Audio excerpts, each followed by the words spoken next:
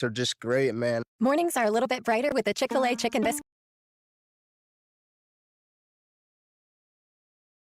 Sponsored by Renner Garage Door, RENNER, forward and back. Hey, it's almost Andy Reid. Who knew a Halloween costume would change my life and lead me to Renner Garage Door? Renner's KC's go-to team for service, repair, and replacement. RENNER, RENNER. Look out for Max Minute on Twitter, Instagram, and YouTube Shorts every Monday, Wednesday, and Friday. This is Kansas City's FM sports station, 96.5. The Fan, KFNC FM and AM, HD1 and HD2, Kansas City, an Odyssey sports station.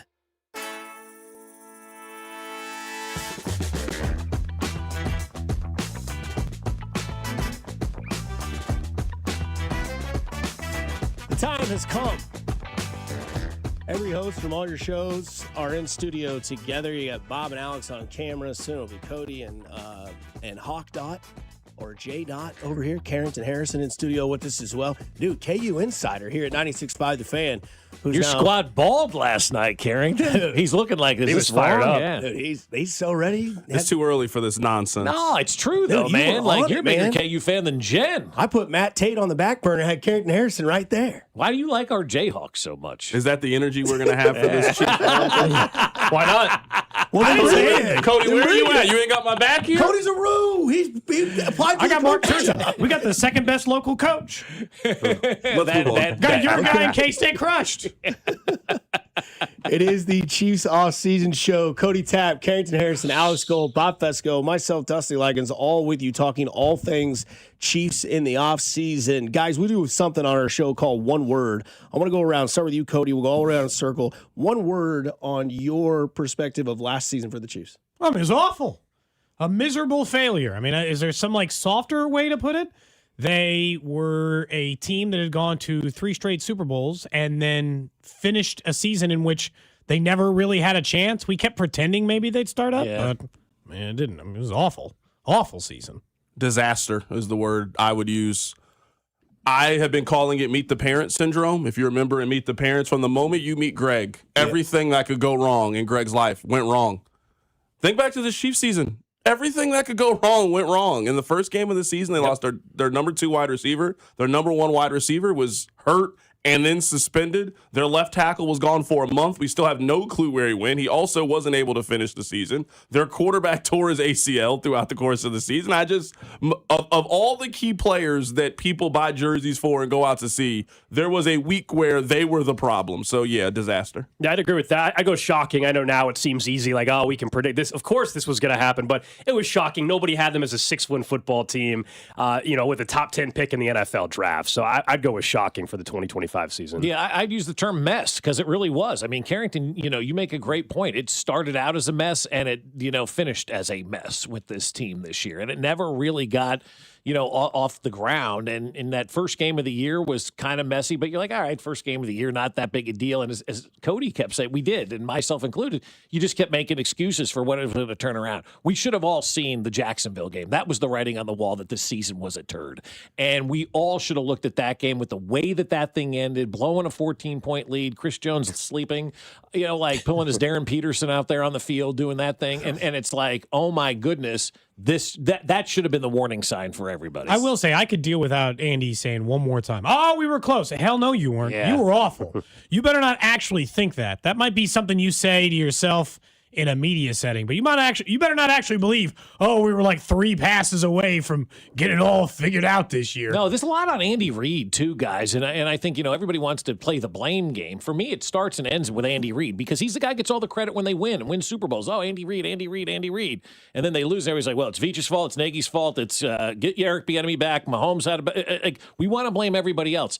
This starts and ends with the head coach. He needs to do a lot of soul searching this offseason and kind of reinvent himself, I think, going into this year. Go ahead. I actually would disagree a little bit. I think there was a stretch there where we thought the Chiefs had turned it around. They had those 3 consecutive home games, the Lions, the Commanders, and the Raiders. I mean, they smoked all 3 of those teams. And then top 5. And then coming out on the other side, I think it was the Buffalo game because all of the regular excuses we use when they lose to Buffalo, we started using, they're just holding on to the postseason. That team wasn't in a position where you could be holding on for the postseason, and that game didn't matter. And then they had the bye week. They then came out after the bye week and then lost to Denver. And it was like, wait, you had 14 days to get ready for this game. To me, that was the stretch where I think I started to realize, this team's just not good enough to consistently put it together. So you're a parent, right? Cody, you're a parent as well. So you understand this. You tell your kid like 10 times to do something over and over again. They just don't respond to you. Eventually, you have to take different actions. Andy Reid was like, every week we have to stop the penalties. We have to stop the turnovers. And every week they just kept doing the same thing over and over again. I felt like they tuned him out, this season. This goes to like any coaching style. And I think that people always forget about this. Coaching styles like Andy's coaching style, right? Like he's your best friend and it works when you're winning. But like I got your back all the time. No, like sometimes you need someone to like kick him in the ass. Yeah. And like he's probably been like that the entire time that they've been successful. But it's like the Bill Belichick thing or anybody else. It doesn't work if you're losing. Eric Bieniemy didn't work in Washington because they're a loser franchise. He tried to go in there and treat them like they were winners and they didn't know how to win. And so it doesn't work. It works if you are winning. And so for Andy, he never ejected from the plan. He coached the way he's used to coaching, which can work if, again, things are going well. And if they start off great next year, it'll work again. But I think that's part of the big reason they brought Eric Bieniemy back anyway. I think you guys mentioned a lot of moments in the season, but I ask you, like, what went wrong with this season? And I think we can start with Alex here because I think Bob mentioned something with lack of discipline and Carrington mentioned something with it might have been a mess from the beginning. Maybe they were just, putting blinders on. But what do you think went truly wrong in 2025? I think personnel-wise, they looked at the wide receiver room like we all kind of did, and we all bought what they were selling as well, which is that this wide receiver room, we're going to get them all back healthy and good to go, and that we've got plenty of playmakers, and doesn't matter if we don't have an explosive running game or anything like that. And I think we found out throughout much of the NFL this year, look at the final 4 playoff teams or so, running back now matters more than it did 3 or 4 years ago when they were in the league. And for the first time, I feel like in the Mahomes, Andy Reid era, the Chiefs were last to kind of figure it out. Usually they've been ahead of the curve under Andy Reid, and they are behind the curve. Now, I don't know what the next step is. Is it, we can get into this later, is it now shifting to being defense heavy and old school defense wins championships? I don't know if that's the answer, but certainly running back's more valuable. And so they thought with a bunch of wide receivers that over time and time again that we had seen fail to a certain extent, that they didn't need to have an explosive backfield. And I think that was a huge mistake for them. Carrington? I'm 100% with Alex. I think this team was flawed. I think they were built incorrectly from the beginning for a lot of the reasons that Alex mentioned. I mean, some of it was just so obvious, and I think the Chiefs were just arrogant in some ways because it had worked in the past. Like, how many times have we come on our shows and been like, man, they got to get a running back? Well, 3 years ago, they didn't have a running back. Like, hold on. Like, to your point, the league is and I'm as guilty as that as anybody. It took me a while to get to that point as well, but I got there a lot faster than the Chiefs got there, where I'm like, oh, yeah, you need a running back. Like, if you go into this offseason with that same type of mentality that you can just, not worry about that position, I can't predict this team to do good things next year. You know? I would say it's twofold. I think it's that, and I think we have seen the Chiefs at times get in a Patrick save us rut. Like, you got to go out and be Superman. Yeah. And I think that plan eventually failed. You have to be balanced. You have to be able to run the football. I also think on the other side, this is maybe where I put a lot more of the onus on the season on Brett Veach than I do on Andy Reid. I mean, when your leading sack guy gets 7 for the year, like the fact that they are counting on Chris Jones at this stage in his career to be a 12.5 sack guy. They gave George Karlaftis a lot of money. He had 6 sacks this year. Charles Omenihu was on a 1-year deal. Like, this was supposed to be the Charles Omenihu is healthy. He has 9.5 sacks, and then he goes on and gets the Wharton contract. That didn't happen. Mike Dana was a legalized bank robber this year, stole money from everybody. Like, the fact that they they invested so much in pass rush and didn't get it. It's like if you go to a really nice restaurant and the tab is $300 and someone asks you, how was the meal? You're like, it was okay. Yeah. Like, you shouldn't feel that way if you spend that much money on food. You shouldn't have the bad of a pass rush as the Chiefs have if you invested as much money as they did. Have you seen the price of food lately? It was damning for Brett Veach because like the biggest issue I had going into this year is he literally looked at 2 seasons ago's offense, which was not very fun to watch, and was like, nah, we got it. We just got to put it all together. It's just that Rice wasn't here. Hollywood, Juju, Worthy. This is the crew. It's all going to work if I just stick them back together for a second year in a row. And you're like, it's worse. It's objectively worse. Yeah, but he ran back the exact same wide receiver and running back crew 2 years in a row. And they were a league average to below league average offense 2 years in a row. And you made the point, Bob, is we've all been on a vacation before. Like, you got kids. You've been on a vacation before. You have to assume something is going to go wrong. You do. Now, there are varying degrees of what can go wrong, but you cannot assume that whatever you plan on your vacation, you are going to do everything at that exact same time, and it's going to go. Something is going to go wrong. To Cody's point, I think the Chiefs just went into the season well, what if everything works? Well, you don't have Xavier Worthy for a week. Well, what else can you do if you don't have Xavier Worthy? Well, this person is out. What else can you do? Like, the Chiefs, to me, they were only going to be good if their plan A worked in just about every single scenario. But when it went to plan B and plan C, I don't know if the Chiefs really had a good enough option, and I think that helped stall the season. And look, I think that's complacency also. And look, again, it's Andy Reid. He has final say over this roster. We can sit here and say Brett Veach this and Brett Veach that. Andy Reid is the guy who determines everything inside that organization and is going to make those things. And I'll tell you how you know it's not a personnel issue. They fired their entire offensive coaching staff. Okay? And I know it's too early to bring in new players yet, but they immediately got rid of their wide receivers coach. They immediately got rid of their running back coach. We knew Matt was never going to come back this year, regardless of what happened. He was ready to move on and do something different. They got rid of basically all of the big playmakers on their offensive coaching staff. And when I see stuff like that, that's admission from inside. We didn't have the proper people coaching these guys. I mean, you had Connor Embry trying to coach two basic rookie wide receivers. That would be like me going out there and trying to coach. I had no business doing that. Running back coach, no business having that running back coach in there. And so that's why I think the personnel to me is fine. Andy's looking around and going, man, I really messed up by not giving these guys an opportunity to have success. It's like what the Royals did with Cags last year. Throw him out there. I think the organization let him down, and I think the organization right now in the Chiefs have let Rice and Worthy down. Will be seen after a new wide receiver coach comes in. Right. But when you switch wide receiver coaches, running back coaches, as the head coach, that's telling everybody it's not personnel. I had the wrong guys in place. This is the Chiefs Offseason Show brought to you by the Sheet Metal Workers. Local number 2, we build Kansas City. So built in Kansas City, never left Kansas City. There's a big decision coming up this season, and that is involving number 87. We've heard reports around the Super Bowl. Travis Kelce could come back, could be somewhere between $8-9 million. Alex, Travis Kelce back next year, what that means if he does decide to come back for the Kansas City Chiefs. So I don't know where everybody else is at on this, but I certainly think he's coming back. Everything trending in that direction at this point in time. But I think, and Carrington and I agree on this. I know we've talked about this back and forth in the past. The offense cannot run through Travis Kelce, though, next year if he comes back. And so if he's back, certainly this football team is way better with Travis Kelce on it. But, I think he had 108 targets this year. It cannot be 108 targets next year. If he gets 108, 110 targets next season, I think that's a bad sign, honestly, about this offense progressing and moving forward. So I think everybody wants him back in Kansas City. I think financially also it matters. There's this pipe dream. I think sometimes people will text in and say, oh, he's got money. He'll just sign for $2 million. That's not how that's not how this works. Now, I think, can they get him on a $9 million deal with incentives that get him to 15? Sure. They cannot be guaranteed $15 or $16 million with their cap situation. So I want him back. I just think the price has to be right. And I think they'll figure that part out. I don't want Travis Kelce back on the team. Where do explosive plays come from? Explosive plays come from explosive players. Travis Kelce is not an explosive player. One of the problems with the offense for the last 3 years is it's been built around a declining player. When you watch the NFL, all the offenses that you think are good are built around a player that's under the age of 30 years old. We all feel the same way about Travis Kelce off the field. This is the conversation of how do you feel about Travis Kelce on the field? And I think they have the opportunity to build their offense around 20-somethings. Rice is 20-something. Worthy is 20-something. I want them to go get Breece Hall. He's 20-something. Mm-hmm. You got a chance at tight end. Go get David Njoku. Go get Kyle Pitts. You got a chance to really transform your offense here.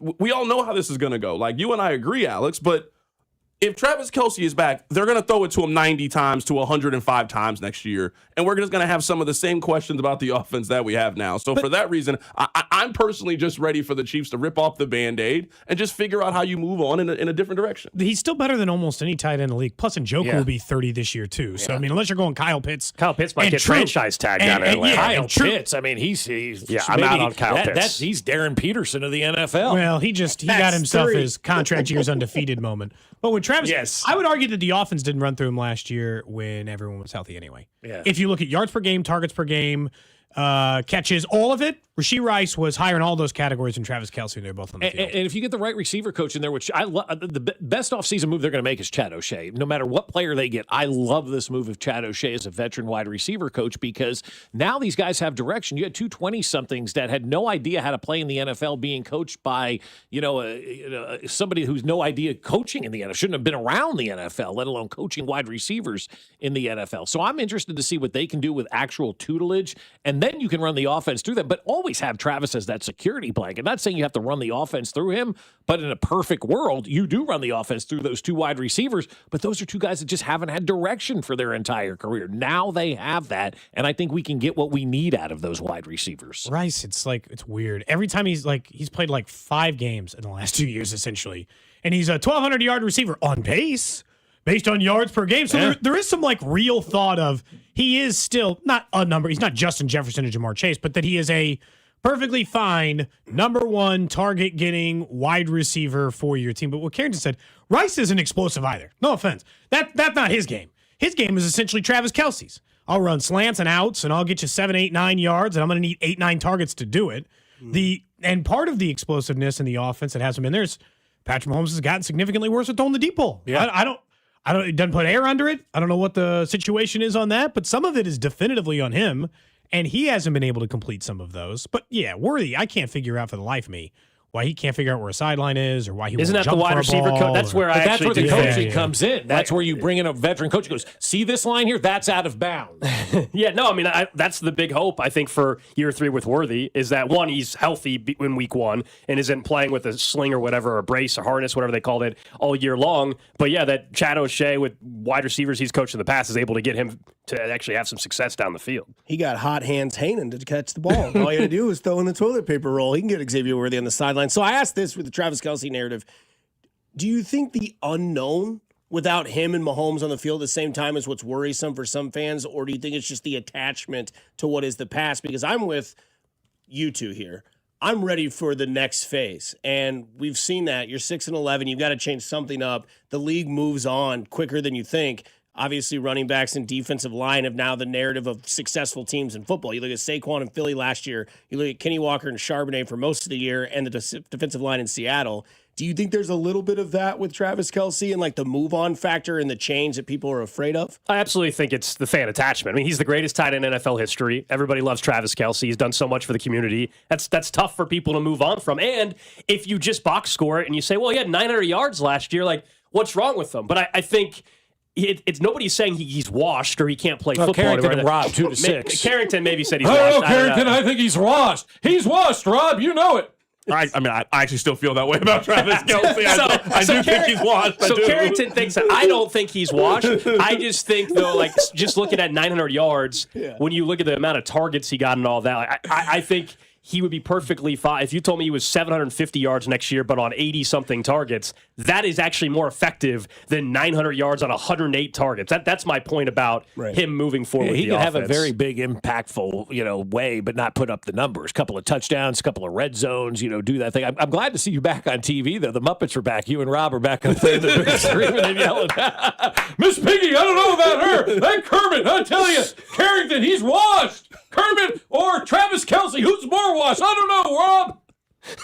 Carrington's been on Travis Kelce's watch for 3 years. It's been a 3 or 4 year run. Because we're seeing it.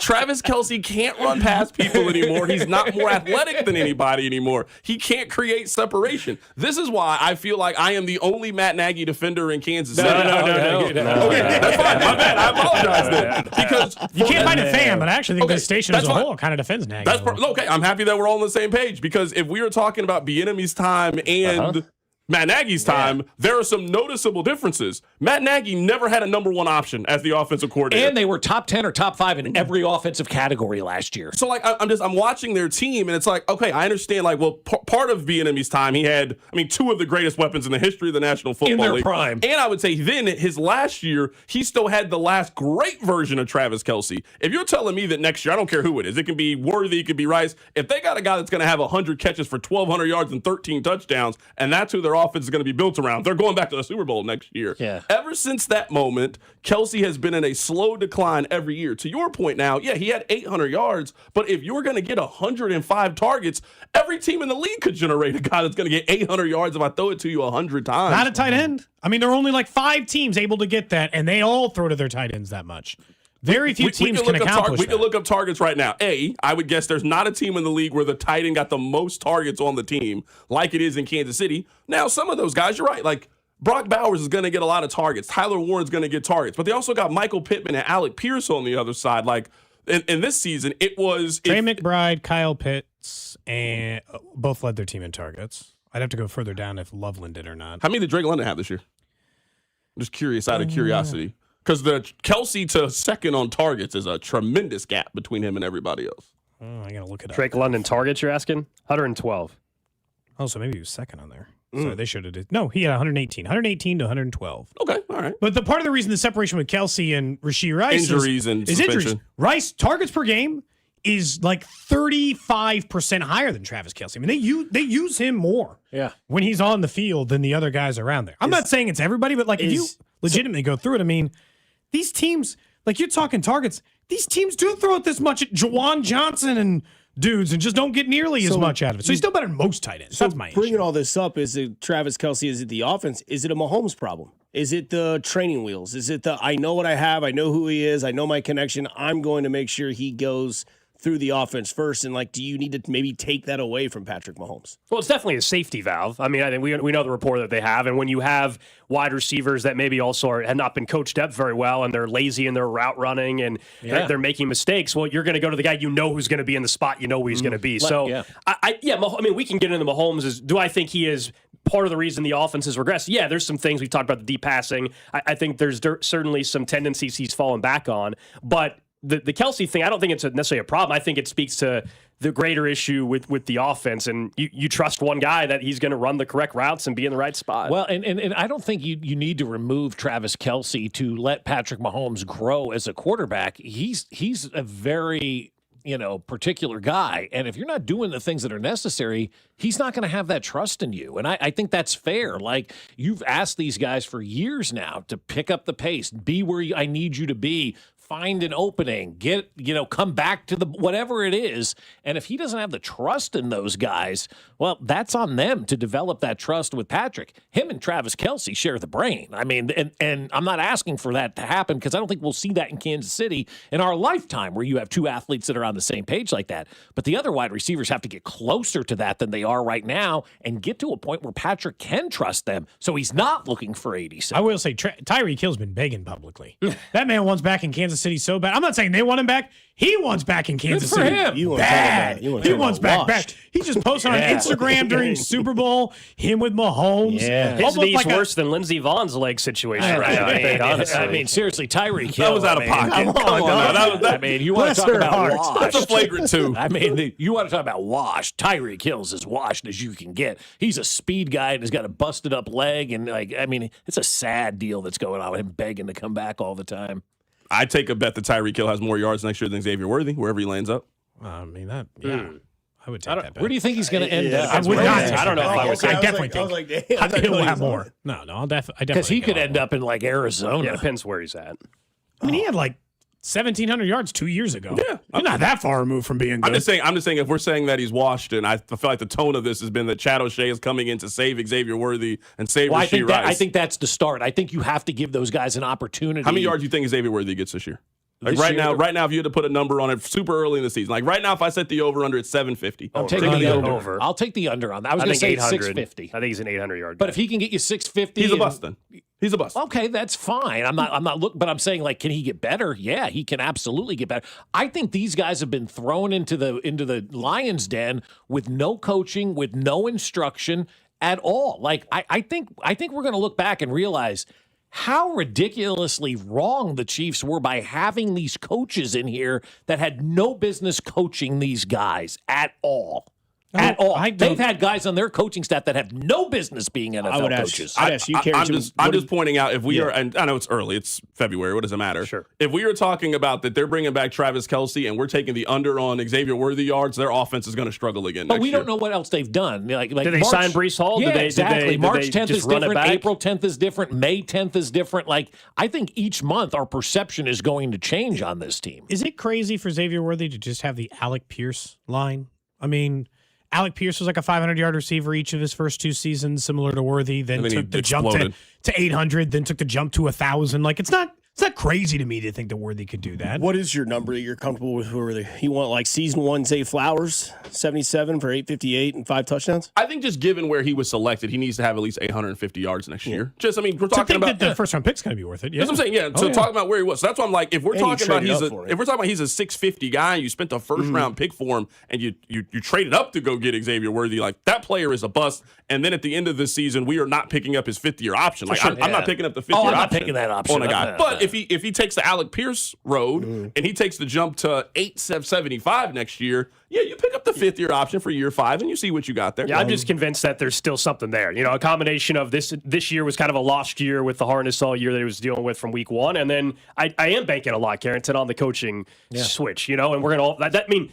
So much of the offense is going to be what Eric Bieniemy does or doesn't do, and Chad O'Shea and these other guys. I mean, that is a huge part of it. If not, we're going to be sitting here in February wondering if the entire staff is still around. Well, and I also think, too, you mentioned the coaching and why I think it's so vital, too. People forget at the end of the day, coaches are just teachers, and teachers at certain levels are better than others. Sometimes you hit it off with a teacher. Sometimes a teacher is just a better teacher than, somebody else in the room. They're more knowledgeable. They're a veteran. They've been around. They know the ins and outs. That's why I am excited about Chad O'Shea. Anybody ever figure out how Connor Embry got that job? Yeah. Nepotism.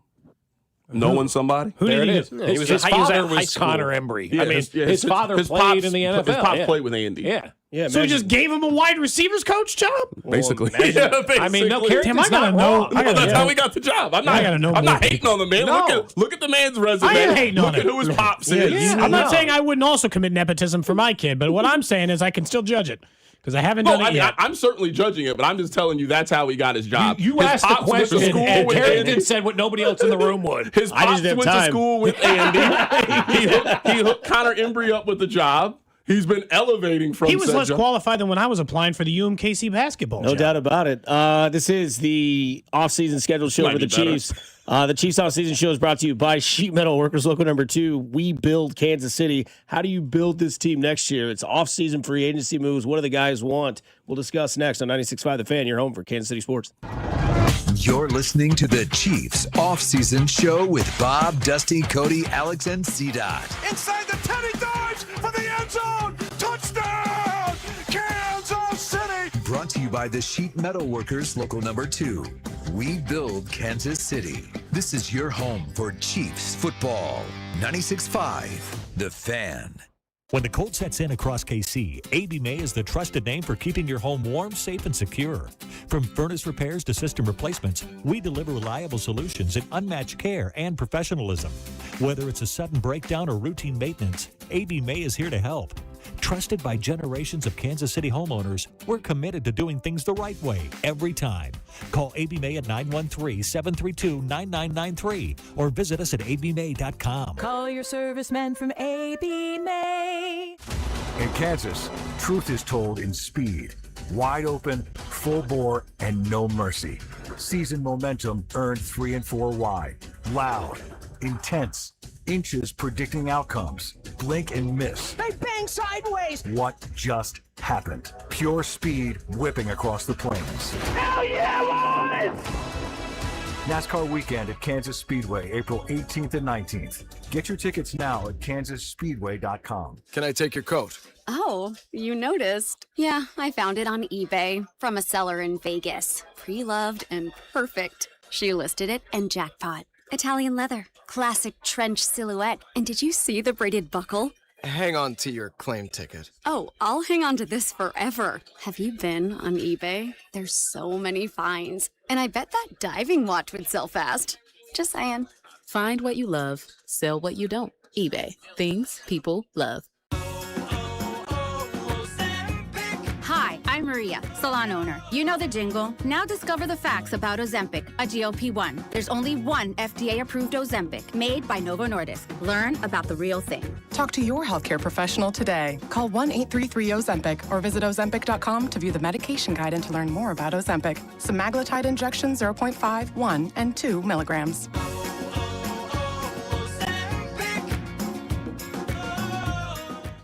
Indeed presents hires you can't afford to get wrong, like nuclear reactor safety expert. I disabled the backup cooling system. It was making such an annoying noise. You heard it, right? It was like, We're on the countdown to core failure. And you're saying we don't want that? This is a job for sponsored jobs. This is what happens when you don't sponsor your job on Indeed. Next time, get matched with quality candidates with Indeed sponsored jobs. Visit Indeed.com/hire now and sponsor your job today. You're still grooving, still connecting, still loving, still turning up, still thriving. You still got it, but your immune system, it weakens as you age. That's where vaccines come in. They help train and strengthen your immune response to fight off respiratory illnesses like flu, pneumococcal pneumonia, RSV, or COVID-19. Ask your doctor or pharmacist which vaccines you need. Book in minutes at vaxassist.com. Sponsored by Pfizer.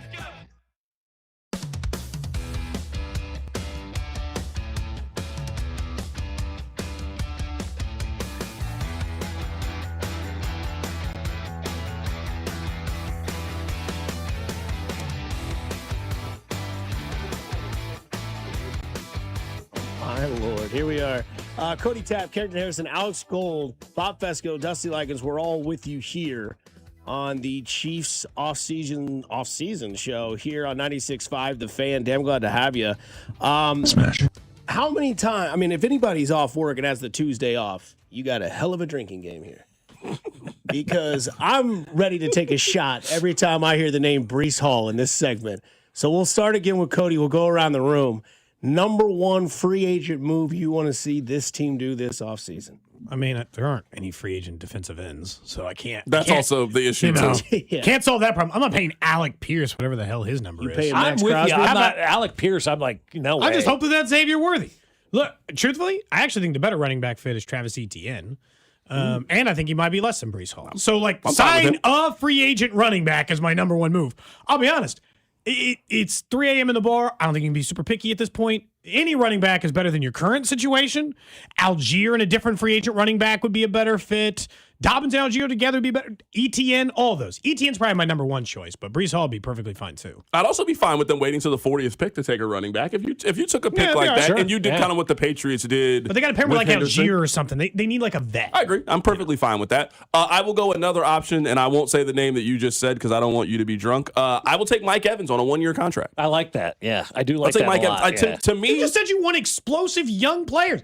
Now you're I'm about to explain. Mike Evans. You didn't give me the chance to explain. You said you want to get Travis Kelce. Mike Evans, get your ass out of here. I'd rather have Mike Evans than have Travis Kelce if those are the two options. And I also think Mike Evans is such a different kind of receiver than the one that they have. They love 5'11", 180-pound wiry. They don't have a guy who can go up and get it. One of the issues they have in the red zone is they don't really have a guy that can out-jump anybody or create separation. If you're telling me you go get Mike Evans on a 1-year, $12 million deal, and he is just a red zone merchant for them, and you just are going to throw it up in those 50-50 situations on a 1-year contract. I like Mike Evans. So, I'm going to go Mike Evans. Yeah, real quick on the Mike Evans thing, I would say my worry is you're getting him out truly at the tail end here, where 3 years ago, I'm with you. He played 8 games this year, 14 the year before. I think you're catching him at the tail end of his career. What is he going to be, 34 this year? 33 years old by the time we get to week 1. But if you don't have expectations for him, I think... Well, then why am I signing him? No, because he's a piece to a puzzle and can help you. Like, $12 million? Got to be more than just a piece. Well, I mean, just take it basically to do what Cooper Kupp was this year for Seattle. Yeah. Like, I thought Cooper Kupp was valuable for them. Yeah, well, they have JSN, so you can do that. Like, who's the...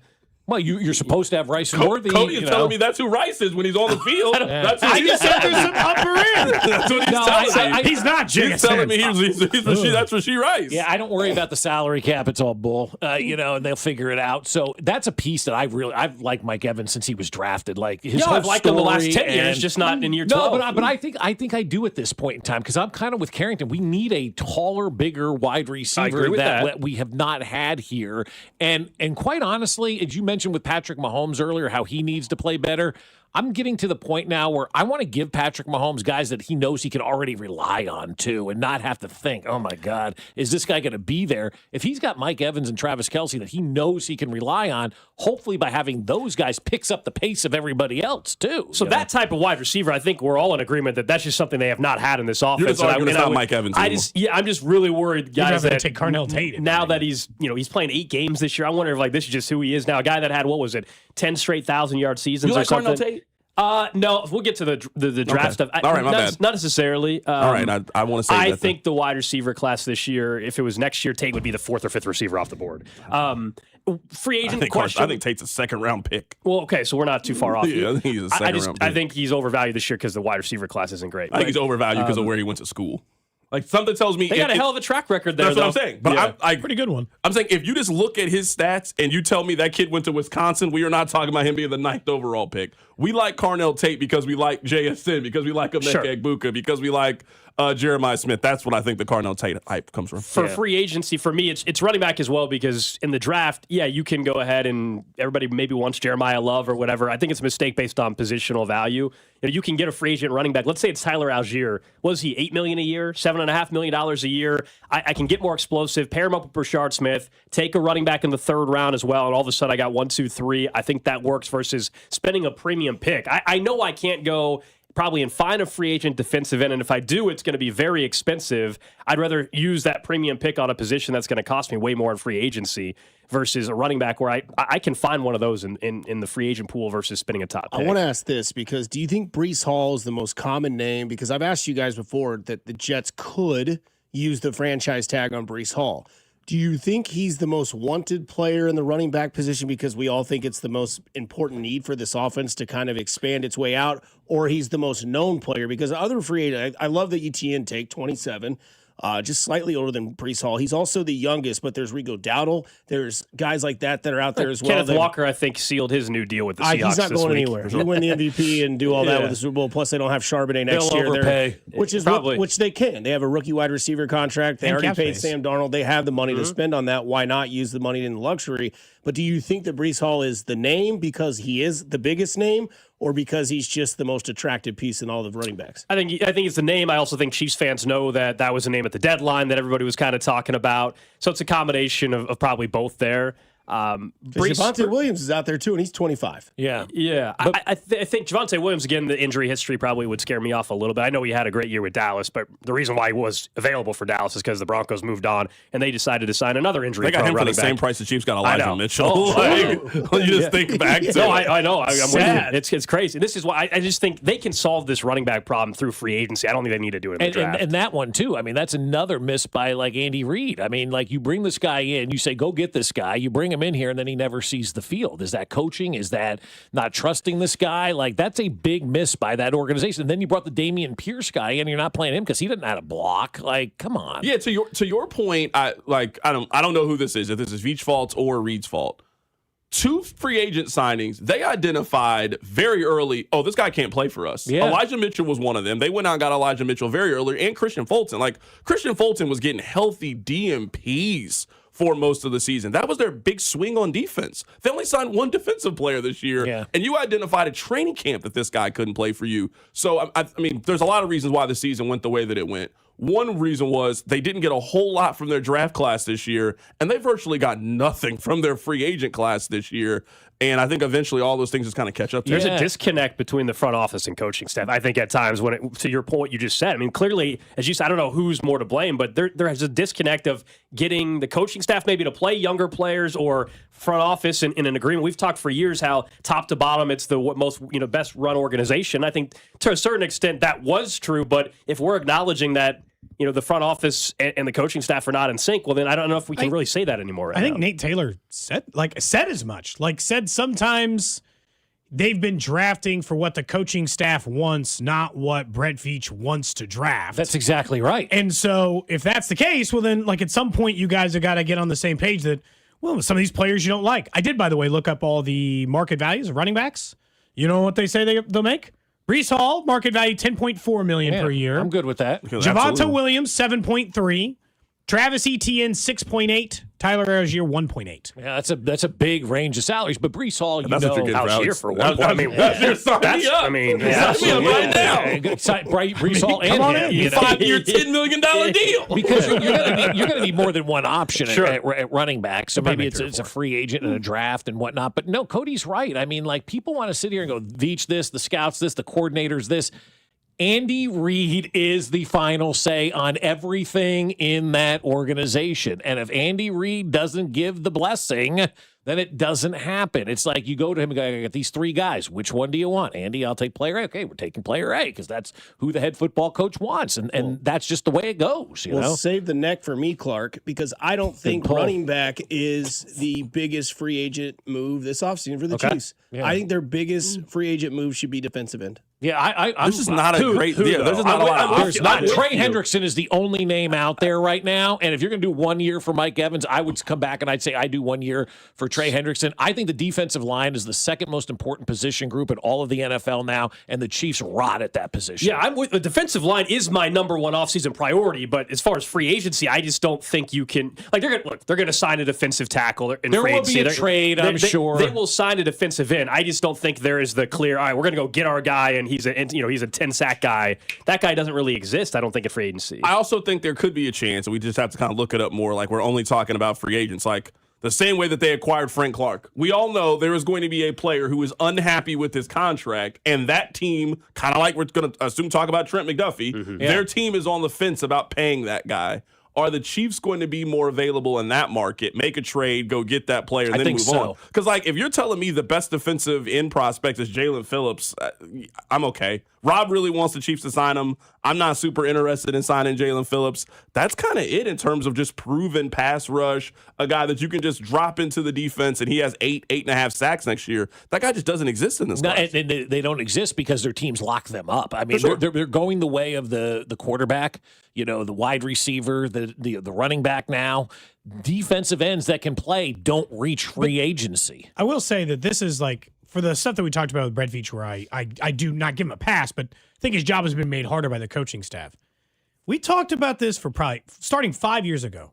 The investment in long-term contracts have all been at non-premium positions. They're out here paying guards, centers, linebackers, like no safeties, no corners, no wide receivers. No, they're not paying the premium, no defensive ends. I mean, and they haven't been paying up until this year, position. Yeah, it really has. It's worked up until today, basically. And that's why, I mean, a thing we talked about on our show probably, a week or so ago is, like, we are now moving out of the John Dorsey Foundation stage, and we need to find out who the Brett Veach Foundation stage is. Like, if you look at those drafts, I mean, John Dorsey drafted a Hall of Famer in 4 out of 5 drafts. Like, if you give him, I give him credit for Mahomes. People don't give him credit for Mahomes. All of a sudden, they came up with this draft day story out of nowhere that we had never heard until this documentary had come up. But I mean, you get Travis Kelce, you get Tyreek Hill, you get like those kind of guys. To your point that you're saying, like, Veach hasn't drafted a 1,000-yard rusher, hasn't drafted a 1,000-yard receiver, hasn't drafted a all-pro caliber guy on defense that can go get sacks and do those things. Like, if the Chiefs are going to have Dynasty 2.0, they need to find those foundational pieces moving forward. And just to your point, I mean, they have those guys at center. They have those guys at right guard. They don't have those guys at the positions true pillars, that you're winning championships with. You're up the middle in baseball. Your catcher, your shortstop, your second baseman, your center fielder type guys. I mean, you still have the quarterback, but hell, he's over 30 now. I mean, and has a bum knee. The tight end's on his way out. Maybe your left tackle could be that guy in the near future. Maybe. Your right guard could be that guy. Jones is moving his way out. McDuffie will probably be traded this offseason, I got more questions about Josh Simmons than I think most people have.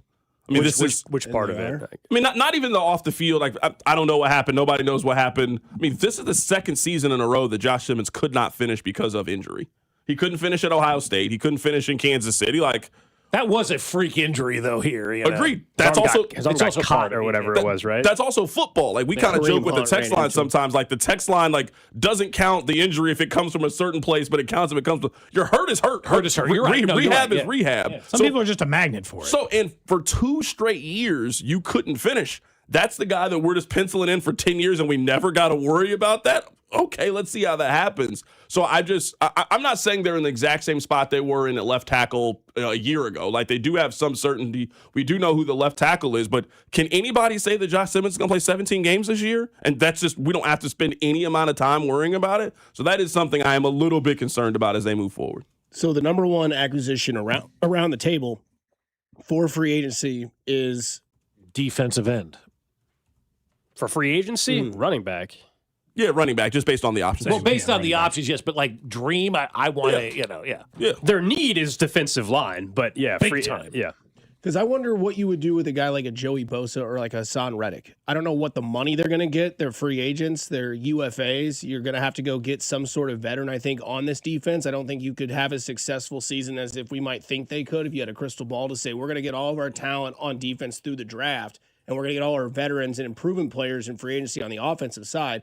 I think there has to be some give and take on both sides. And I look at importance of position. I think defensive end for this team is just as important or valuable for a running back with the name of like a Breece Hall. That's been the Bills' move. I don't know how I feel about copying their efforts. I mean, I think that's because they've been going like, our pass rush stinks. Let's just go get a Bosa and hope. I just think that's what teams do. Like, you guys own home. They always say, like, good, fast, and cheap. You got to pick two of these three things. I think to what you were saying, Bob, about free agency, like, you're not finding the 25-year-old with no injury history who's super productive in free agency. Doesn't Like, exist. you got to go find a Cooper Kupp, a guy who's been good but a little bit banged up, and now you bring him in on a one-year deal and you see if it can work for you. You see what you have. So when you're mentioning free agency, like, Buffalo takes those chances on those guys on one-year deals because that's what you got. That's what's available. But sometimes that's what you got to do. And I think the Chiefs right now, other than Chris Jones and obviously Karlaftis because of the contract, I have no interest in seeing any of those defensive linemen back. I don't really have much interest in seeing Chris Jones. Where you are with Travis Kelce, I am with Chris Jones. Yeah, they just can't do anything with Jones' contract, at least for this year. I know. They just can't do anything. And that's why, the restructure conversation, are they going to restructure? I mean, he has the second largest cap hit of non-quarterbacks in the league behind Tyreek Hill. I just think Tyreek Hill's just going to get outright released. I think the Dolphins are going to burn it down this year and then start over. As they should. In a year. So, is Kansas City going to carry a $44.6 million cap hit for Chris Jones? They probably should. But if you want to create cap space to do those things, it normally comes at a cost. Are you willing to guarantee that Chris Jones is on the team in 2027 for cap space in 2026? That's the question they got to answer. Yeah, and I think, look, man, the cap stuff is very interesting.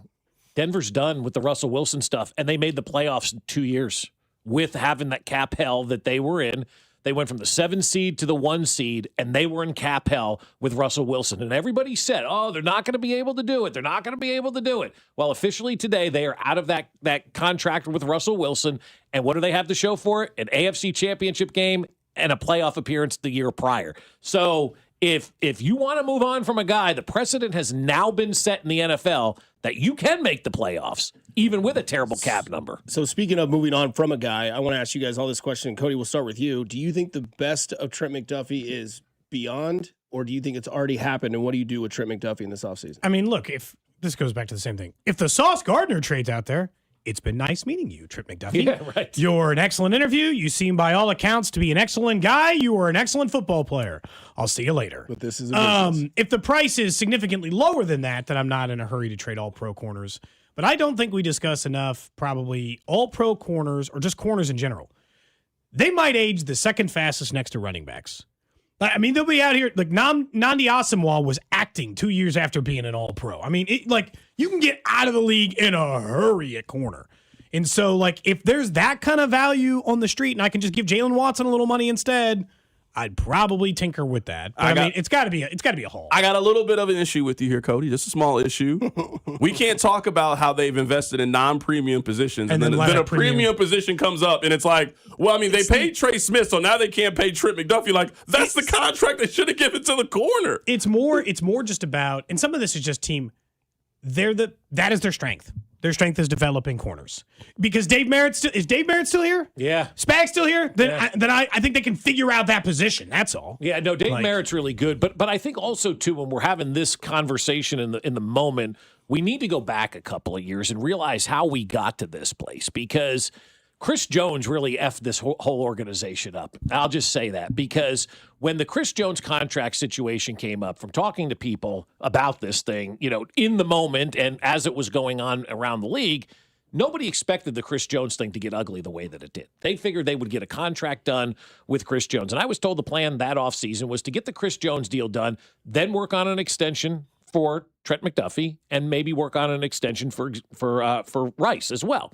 And so you've got Worthy Rice, and then you've got Trent McDuffie that they wanted to get extended, right? They were going to get ahead of all of this.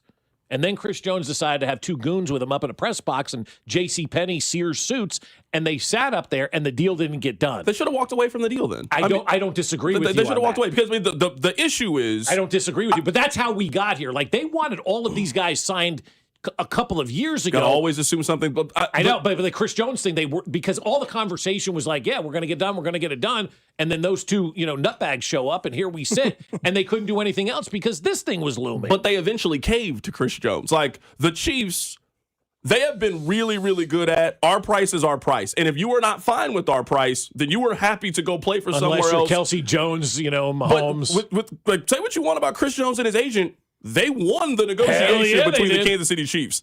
And now, if you were talking about like how they have to build this is, man, they've invested a lot of money in a player that's probably out of the league in 24 months. Like, if we look at how defensive linemen decline, like I think we can see this Chris Jones thing coming from a mile away. He plays one season with the Chiefs. He plays one season with a random team for somewhere else. We then get an Instagram post from Chris Jones that he is done playing in the National Football League. Just like Rick Ankiel put out one today. I didn't see that. Yeah, he did. Yeah. You never have a problem with contract number 2. Like, contract number 2, you're paying him at 25, 26 years old.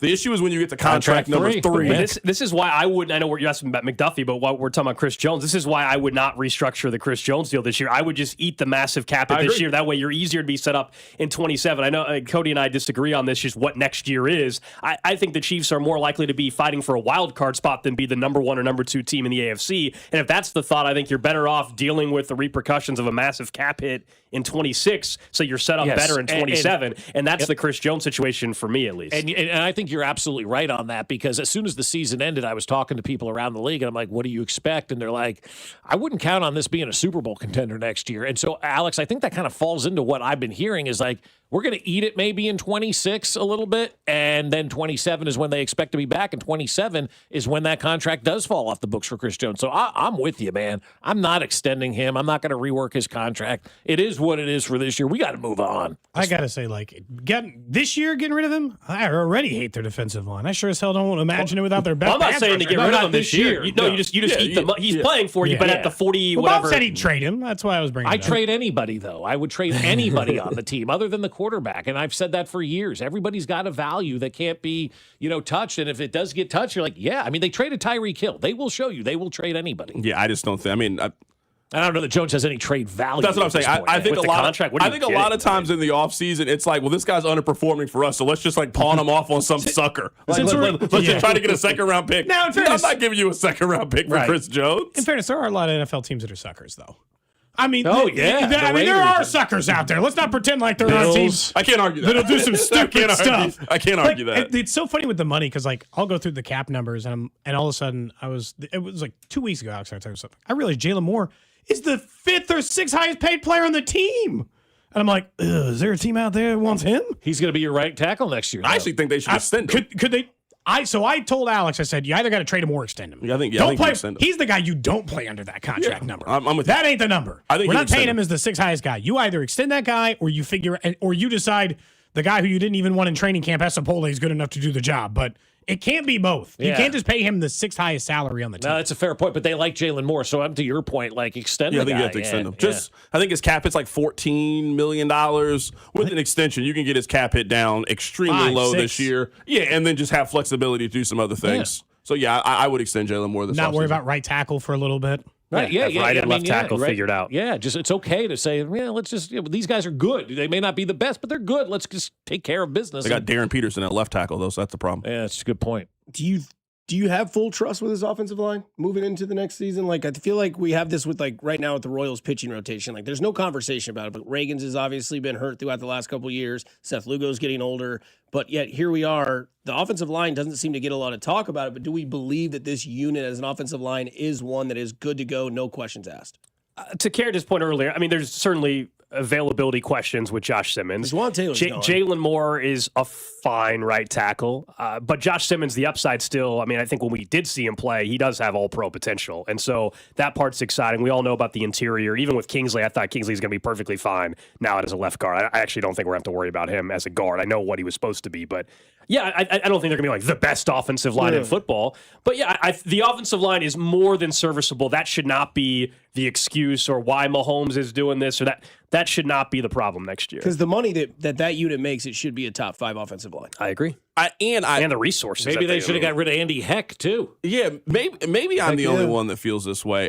For the point you just said, for the amount of resources they've spent, for the money that they've spent, I just don't see the production. Exactly. That doesn't jump off the screen. Like, if you tell me Detroit has the best offensive line, I see how they have the best offensive line. I see how Chicago's offensive line was really good this year. I seen how good Philadelphia, they revolutionized the NFL for 2 years based on how good their offensive line is. And those two teams also have explosive running backs and a pretty good run scheme. Yeah, but for a team that people tell me as a future Hall of Fame center, all-pro right guard, people love their left tackle, I just don't see I'm with you 100%. Please show me the fruits of this top 5 You're offensive spitting line. the same thing I've been saying about this offensive line. That's why it goes back to Andy Heck. I mean, this guy's getting a free pass too because I'm with Carrington. Like, we hear about this offensive line, but the eye test is just like they could be better. They clean some house. I mean, I don't want to because when I had a conversation about Tobe and Heck, I would have probably added them to the We list. can talk about Tobe for an hour. Well, and look, Tobe, who is the assistant head coach and has been for a very long time. Obviously, him and Andy are boys. They are tight. Have you seen the picture from UTEP? They go way the hell back. And Andy, haven't. Look it up. It takes very serious things for them to for Andy to move on. Because Bob Sutton was his guy too. Yeah. He had a hard time letting Bob Sutton go. It had to go south. He had to have James Harrison, or where was it? He had Justin Houston out on Antonio Brown. Prime AB too. That was a crazy AB. Prime AB. 50 yards down the field in coverage. That's before we lost that, man. It took losing a game in which you only gave up field goals to let it go. That's what The boosted thing the about AB Bob Sutton ego. is how Todd Bowles always has the same expression on his face. That's how Bob Sutton used to always have this just confused look on his face. He never gave you confidence of, we're going to figure this out defensively. And Bob Sutton gone. It's the BBL stinky. It's the adage of when you forgive the weirdness of a coach's voice or the way that they act or all this stuff. Depending, it's nobody had a problem with the way Bruce Weber talked until he started losing. Look at this clown. Yeah, it's true. Yeah. I think they're the same thing to Tang now. They just start mocking the man the second. You losing now? Well, we're gonna start picking on you guys. That's a good point. It's true. It's true. But also Tang invented his own dance over there, man. Yeah, Mendoza the same way. Exactly what's going to happen. Cornball out of here. Either way, the season is over. The new season is end, and now we have the take from last year. They announced Josh Simmons, offensive tackle from Ohio State. I hate this pick, actually. Don't like it. That's not Carrington. Coming up, we talk all things draft here on the Chiefs off-season scheduled show on 96.5 The Fan, your home for Kansas City sports. You're listening to the Chiefs off-season show with Bob, Dusty, Cody, Alex, and C-Dot. Inside the 10, he dives for the end zone. Touchdown, Kansas City. Brought to you by the Sheet Metal Workers, Local Number 2. We build Kansas City. This is your home for Chiefs football. 96.5 The Fan. Diabetes, high blood pressure, anxiety meds, everyone's on them. If you're a 50-year-old male, maybe a bit porky, and you may even have type 2 diabetes, $1 million of term insurance may only cost you about $200 a month. Call Term Provider. Speak with Big Lou at 800-700-6898. Big Lou will find a term life policy for you even if you have type 2 diabetes, are overweight, or have high blood pressure. Term Provider has helped thousands of people like you who think they can't afford term life insurance. To buy $1 million of affordable term life for you, all you need to do is call Big Lou at 800-700-6898. Lou will make sure the scales are tipped in your favor. Call call 800-700-6898. Big Lou will answer your call and work to fit you into a term life policy that you can afford. Remember, Big Lou's like you. He's on meds too. Call 800-700-6898 or biglou.com. Don't let winter catch you off guard. Keep your family cozy with a $69 heating system tune-up from Hamilton Plumbing, Heating, AC, and Rooter. We have pros available 7 days a week to keep your system running at peak efficiency, helping prevent costly breakdowns, lower energy bills, and keep your home warm all winter long. Over 40 years experience and more than 8,000 5-star reviews are great reasons to trust Hamilton. Visit callhamilton.com/radio for details, terms, and conditions. License number 2025-11121. In a world in need of a hero, one man rises to the challenge in style. He is... just driving the kids to soccer practice. Make every day feel epic in the all-new Hyundai Palisade Hybrid with up to an EPA-estimated 619 miles of range on select trims, advanced tech, and class-leading interior space. Visit HyundaiUSA.com or call 562-314-4603 for more details. And hey, come on, no cleats on the seats. Did you hear? Allstate car insurance now costs even less. So when you bundle with home, you can save even more. Check Allstate first to bundle and save with a new lower auto rate. You're in good hands with Allstate. Not available in every state. Only applicable for new auto insurance business. Rates will vary by several factors, including how you purchase the policy. Potential savings may vary. Allstate North American Insurance Company and Affiliates, Northbrook, Illinois. This is the story of the one. As an HVAC technician, he and his digital multimeter are in high demand. So when a noisy office HVAC turns out to be a failing blower motor, he doesn't break a sweat. With Grainger's easy-to-use website and product information, he selects the product he needs to keep everything humming right along. Call 1-800-GRAINGER, click Grainger.com, or just stop by. Grainger, for the ones who get it done. Listen to the Royals Spring Training Opener on Friday, February 20th, starting at 2 o'clock right here on your home for Royals baseball. 96.5 The Fan, KFNZ FM and AM, HD1 and HD2 Kansas City, in Odyssey Sports Station.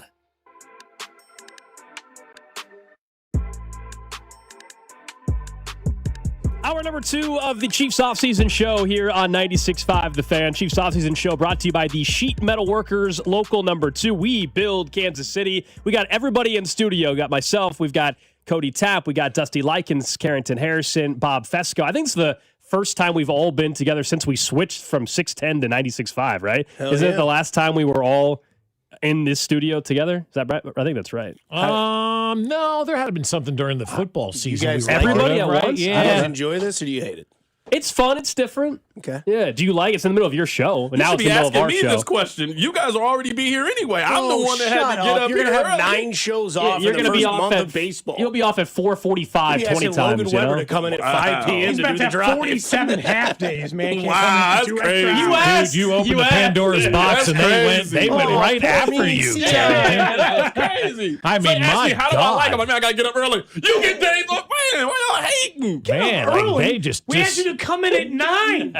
You're in your 30s. You can't get up by 9 Damn, a.m. you're 40. I'd have been honest, if this was later in the day, I wouldn't be here. That's what I'm saying, yeah. Don't give me that, because anytime I'm like, hey, Alex, can you stay till 3 o'clock? Oh, man, you know, I got so much I got to do. It's true, yeah. Staying after is harder than coming in early. Sounds okay. See what? Let's move on. I don't want to do this. I get up with it. Whatever you guys need me, because I'm a team guy. Whatever you need me to do. Where were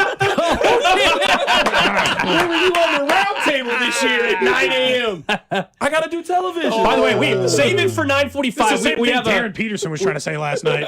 Save it for I had the sniffles. Darren Teammate Carrington or Darren Peterson? It's Darren Harrison or Carrington Peterson. Whatever you want, my guy. Save it for 10:45. We have a spot already planned for grievances. Cody has one directed at somebody in here. Yeah. Oh, wow, Cody already has one. I see you every day. You couldn't tell me your beef.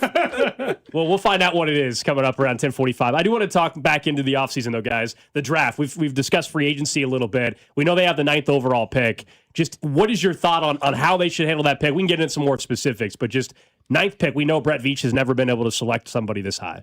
Defense. I think you got to go defense. The one thing that I've learned from watching the playoffs is our defensive line stinks, and it's probably a bottom 5 defensive line. There's no speed, there's no life, there's no aggressiveness. Like, these defensive lines in the playoffs were beasts. So Sounds defensive like a foreign line planet you just described. There's no life, there's no air. We had one gentleman just lie on the ground and watch somebody run into the end zone. Will Smith to come save the day. Hey, at least Darren Peterson would have made a play on Trevor Lawrence. Catching strays all day. This is the thing about it. It sounds like we have like differing opinions about Kelce or differing opinions about free agency. All of us should have the same opinion on what the 9th overall pick should be.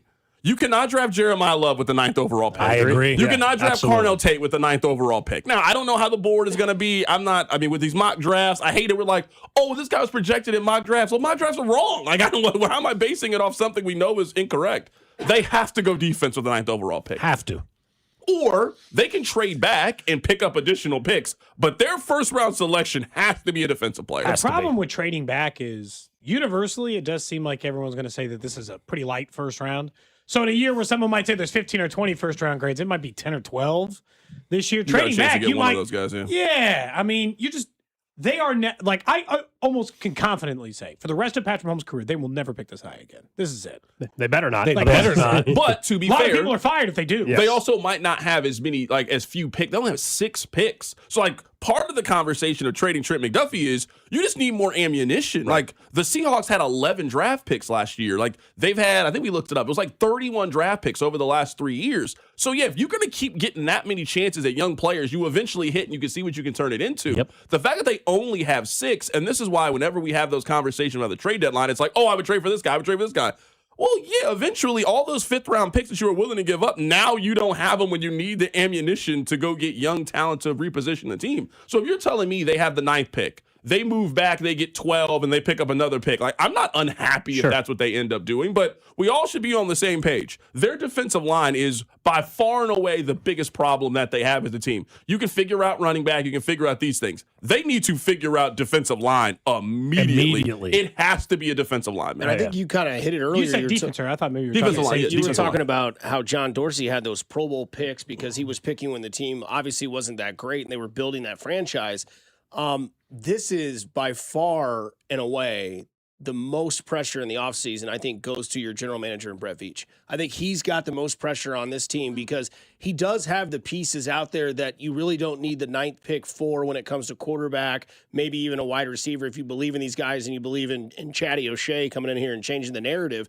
But I think this is one of those draft picks where, Veach, you've never had the 9th pick. And for people that will always die on the hill and defend Brett Veach, it's been, well, look what he's done with picks 31, 30, 29, whatever they may be. Well, now you have the 9th pick, and I'm one that I don't want to see them trade back. I hope and I pray that Ruben Bain is available because I think that's another one of those names that can be an impact player. Because what do we always say with the draft? In the first round, you need a guy that can come in, make a name, and be present right away. Especially top 10, Dusty. And at 9th overall pick, you're not picking quarterbacks, so now you're picking 8th overall. Yeah. You're not going to take a running back where I do think Jeremiah Love will go before the 9th pick. That's just my personal opinion. I think somebody will take that because of what we've seen in the NFL that it has become. The last 2 Super Bowl winners have had a dominant running back in their backfield, and Jeremiah Love gives all that promise out of Notre Dame.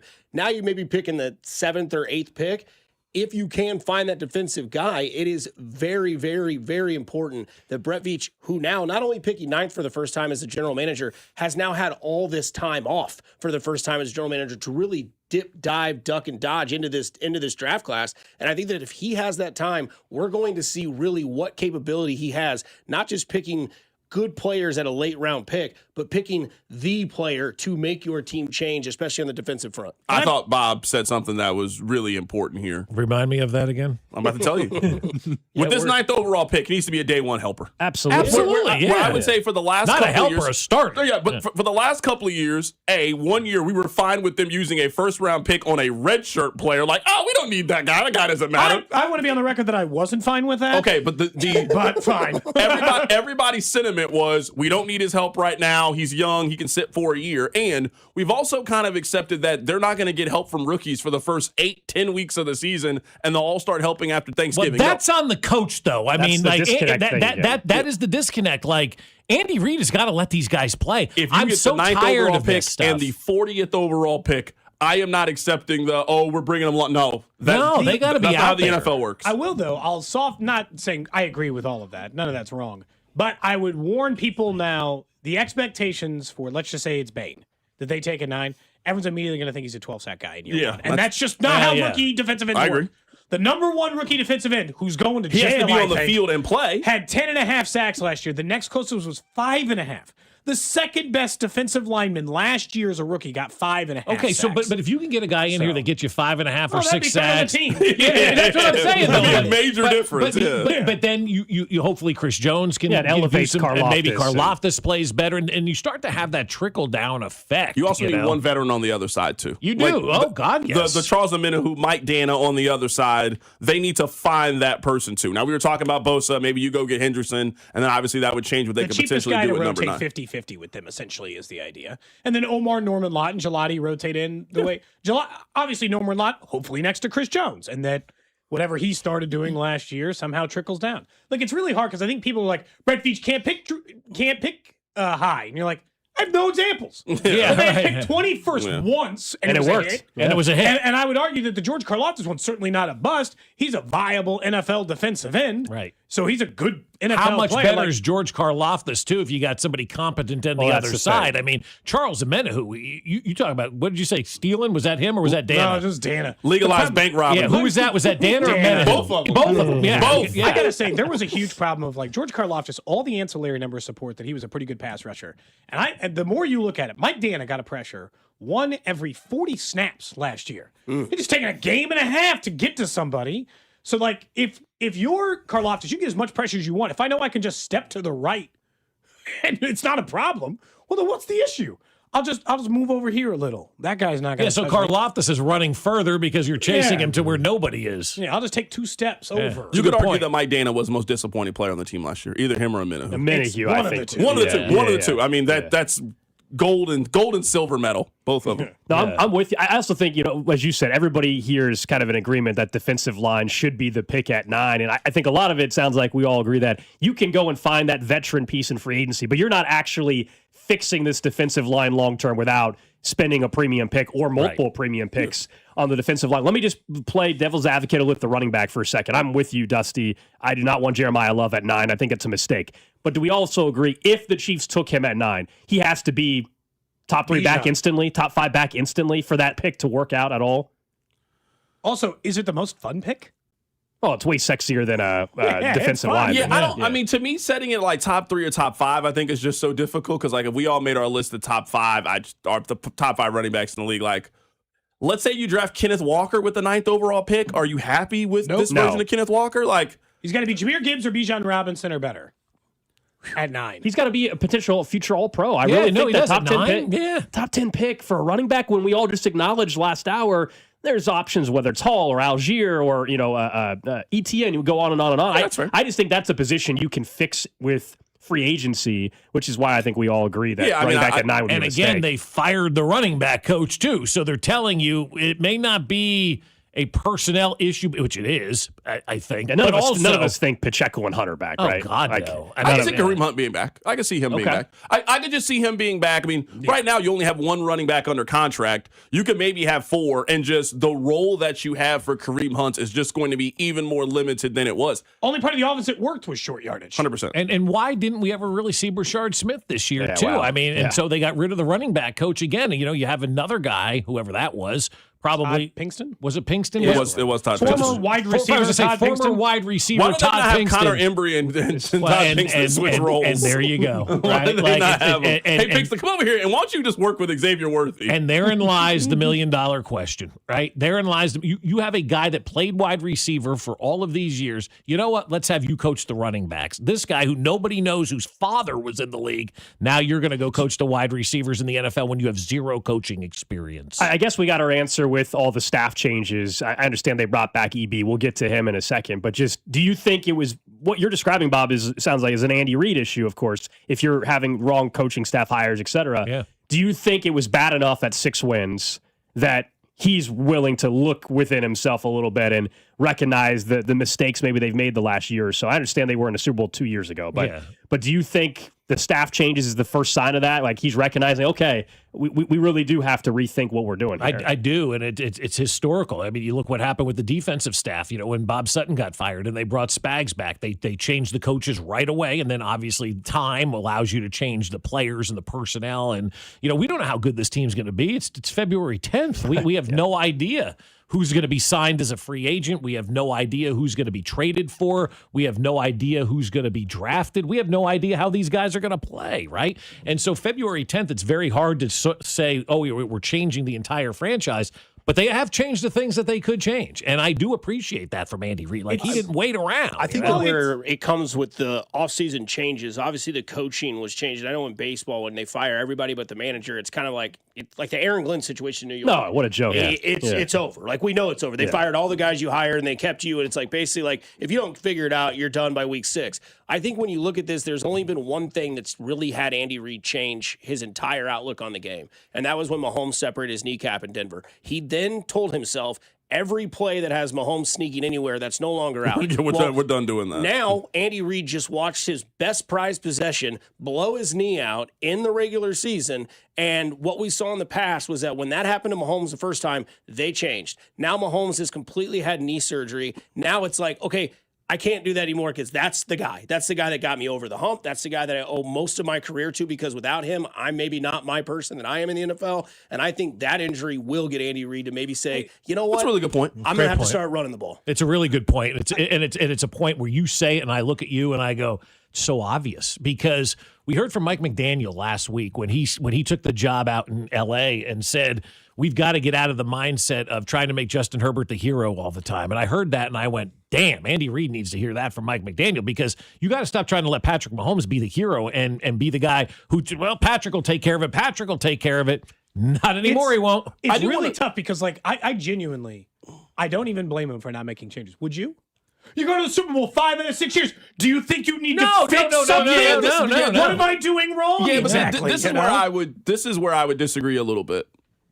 If you had the number one show for 5 years in a row, and then in the 6th year you had the 17th ranked show, and change now. I've just been up to this point. I know, and I'm saying is, and then you keep doing the same bits. Well, then you're a fool. Like the audience has told you these bits don't work anymore. But I wouldn't have changed in year 2, 3, 4, 5. You know? I'm with Not you. when it's working. But I'm saying is that's why right now, like, I'm not giving you all the credit in the world for changing Connor Embry now at this point. Like, if you win 6 games, you were going to make changes anyway. But they could have stayed pat, and they could have just said, no, we're good. We like our coaches. Things just got out of hand. Be on. If you're telling me after winning 6 games the way that they did, and they won 1 game after Halloween, if they were just going to say, we're fine, we're running it back, oh my goodness. Right, but people are arrogant, Carrington. You know, in sports, people are arrogant. They know more than you.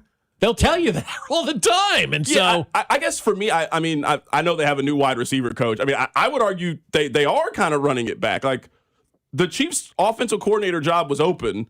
We don't know anybody they interviewed other than one person. They didn't interview anybody. They had to interview somebody else because the Rooney Rule and all of these things. But, like, I think it's reason to believe they identified we're bringing Eric Bieniemy back. Probably in December, we're bringing EB back and targeted him to do it. So, in a lot of ways, they are, like, this season is not going to be defined by Chad O'Shea now at wide receiver coach. Like, this is going to be defined by, A, how they can retool their team.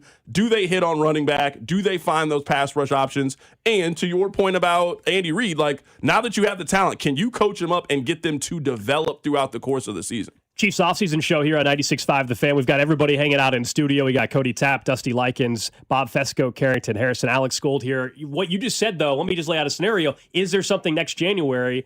It goes so poorly. Do you think in January is Andy Reid's future in doubt in any way? What would that have to even look like? Who are you talking to? You talking to fans or you talking to Clark Hunt? Talking to you guys. Yeah, like Clark. I think, because look, Andy Reid to me is never getting fired, okay? It would have to be he's just stepping away and he retires. But what Carrington was saying, the 6-win season and the reaction. If Kansas City, let's say they have another 7-win season, Mahomes is healthy all year. Yeah, I was going to ask you, how many games does Patrick Mahomes play? Let's say it's 14 or more. That's going to be the built-in excuse if they're bad again. How did they get there? Because I will say this.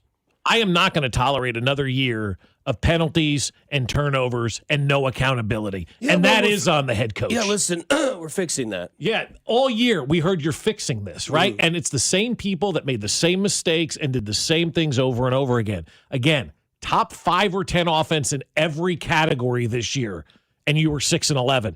To me, the failures of this season, guys, are 100% on Andy Reid and nobody else for the decisions that he made, for not holding guys accountable, for allowing penalties to be 10 per game, turnovers where there was no responsibility with Patrick Mahomes just launching balls up in the air. Chris Jones is lying on the ground. You're blowing 14-point leads. Like, that's all head coaching to me. That's the message from the head coach. He has to tighten the screws this offseason. Let's say they have a similar season. Just go down the hypothetical.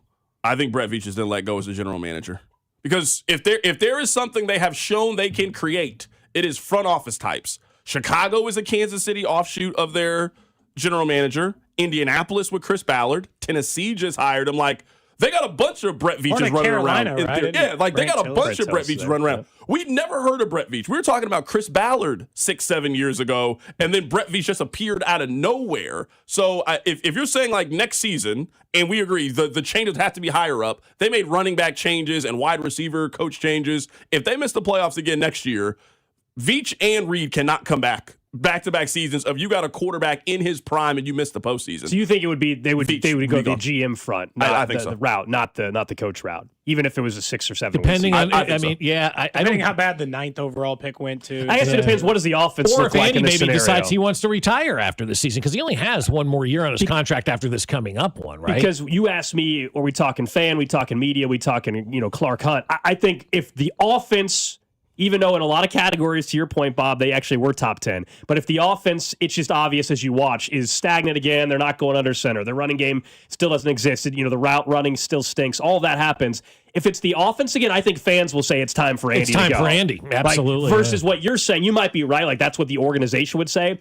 I think if it's the offense is fixed and the defense stinks, then I think it's a Brett Veach thing. But if all of a sudden people will look at who they don't have on defense and they whiff on the draft pick. But if the offense is where it's at and stagnant and Mahomes is struggling again, I think there's a strong argument then it would be time for a fresh face at head coach. Maybe, but like Andy does not. So you mentioned like the retirement end. Andy seemed like a guy who's going to have want to do anything outside of football? Nope. That seemed like somebody who wants to step away sometime even in the next 10 years. That doesn't seem like somebody who wants to stop coaching football. I also it's everything. I also think with the narrative of all this offseason of missing the playoffs with Mahomes in his prime, I think it's if you miss back-to-back years at 30 and 31, it's not just a Brett Veach thing, it's an everybody thing. For sure. Everybody's got to go because if it is a catastrophic failure that happened once, but we're all going to lean back and take the resume and say, let's play it out. If you go next year and let's say they get 8 wins and miss the playoffs, everybody's gone. But if they just lose in the divisional round, we can all Because I think fans are going to want to bury him and be like, the divisional round, like, relax. That's what people lose in the playoffs sometimes. That's why this year missing the playoffs was so catastrophic because you look at what this AFC picture was, and there was no doubt in your guys' mind when you watched every game in the playoffs this year, this team with Patrick Mahomes would have a chance. Even though this team was terrible this year, Mahomes in the playoff against all these quarterbacks in the league that were in the playoffs this year, you're like, damn, this was the year the Chiefs could just sneak in. They probably could have made a run, and that is always going to be the case in point with Patrick Mahomes in his youth, that if, again, you miss the playoffs in back-to-back years, I'm sorry. It's a catastrophic failure, and we can't go down with this ship. Everybody's got to go. I like what you said, Cody. It's kind of like how we do with the Royals. Like, there's an in the middle between going to the World Series and being a team that you just don't ever want to go out to the ballpark. We've never experienced that in Kansas City on either side of the parking lot. We've also never experienced what Cody is talking about. Chiefs win 11 games of Patrick Mahomes losing the second round of the postseason. That's a good season. That's a good year. Sure, honestly, that's next year. Like, nice bounce back from next year. I would never lock it in because you have from this year. Like if the 2026 Kansas City Chiefs are the 2025 Houston Texans, that is a good year. Then in 2027, you got more salary cap. You got all those things. Yeah. Mahomes is 31 years old. What do you do to move forward? Yeah, well, I'll take that. I would never lock it in because it is Patrick Mahomes, and we all know the playoff success. But yeah, I think as we discussed earlier about the Chris Jones cap situation and how I view 2026, if they're a 10-win wild card team and they win a wild card game and they lose on the road at wherever, like, it'll be disappointing, because we have high expectations. But I'll say, all right, did they nail a draft pick or two? And so they're actually set up where in 2027 we're saying, all right, it's Super Bowl or bust again. And I think that's their mindset too. 2027 is the year for that Super Bowl or bust for the Chiefs. But if I were to ask you this right now, how many people do you think would say, yeah, I'll sign up for that? If I said to you right now, I'll guarantee you a divisional round loss in the playoffs next year for the Chiefs. 11 wins, as Carrington said, but you lose in the divisional round. What percentage of people would sign up for that right now? Mahomes? With Chiefs fans, 10%. If I don't that. lock in anything. I'm not signing up for it. I'm definitely rolling the dice that they could be better. Like, if I understand it's one game. If you were telling me that Patriots team is going to be perceived to be the best team in the AFC going into next season, there's 9 teams in the AFC should feel like we can go to the Super Bowl next year. Baltimore can go to the Super Bowl. Kansas City can. The Chargers can. Denver can. Like, that was the best team in the AFC. I think that's what also makes the season so frustrating is if the Chiefs had just kind of figured it out this season, they could have went back to the Super Bowl again this year. And maybe the rest and the time off is just what the doctor ordered for that organization, too. I mean, you're playing the last 5 years, basically, up until today, and everybody else. Look how much time we've already had this offseason. It does feel I know, it's nuts. weird. I mean, we started this Chiefs offseason show last hour. Like, what went wrong in 25? It feels like we talked about that 5 months ago, guys. Yeah. Like, it feels like that was 5 months ago. I mean, in theory, their season has been over since Thanksgiving. That's exactly right. We have been in the Cowboys Chiefs offseason now for almost 3 months. Right. We've been in their offseason. I thought it was over after the Denver game. You had the bye week. You played Denver. That's you had right. them stopped at 3rd and 16, and Bo Nix got the first down. And I looked at everybody that watched that game with us, and I went, this ain't it. Yeah, that Cowboys game, though, if they had won the Cowboys game and then you had those games remaining at home, like they had every swing game where if you win this, you really put yourself in a good spot. That Broncos game coming off a bye week, the Thanksgiving game, like there's a big difference being 7-5 going into the final month of the season and 6-6 going into it. Like they just never gave themselves any margin for error. None. They were always playing from behind because they lost the first couple weeks of the that season. Broncos game, it was the Andy Reid record off the bye. It's the Andy Reid record against the divisional teams. 100%. It's all that stuff that you're like, Then they came out and laid an egg. And then it's always Spags. If you can get Mahomes the ball with no time left on it, and then they didn't, and they gave up a first down on 3rd and 16, that's when like everything kind of piled up on top of each other for me, and I was just like, it ain't happening this year. It's crazy. I'd still be sick, though, if I were the Ravens, Bills, Bengals. Be like, damn. Yeah. Chiefs stunk, and I didn't do anything Missed opportunity. with it. Those are the teams you feel bad for. I'd be Yeah. like, I did nothing with it.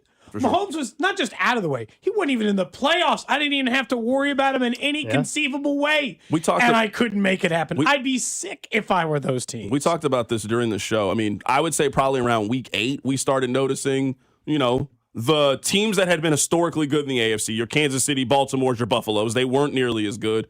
Like, there was a time we were talking about, are the Colts good?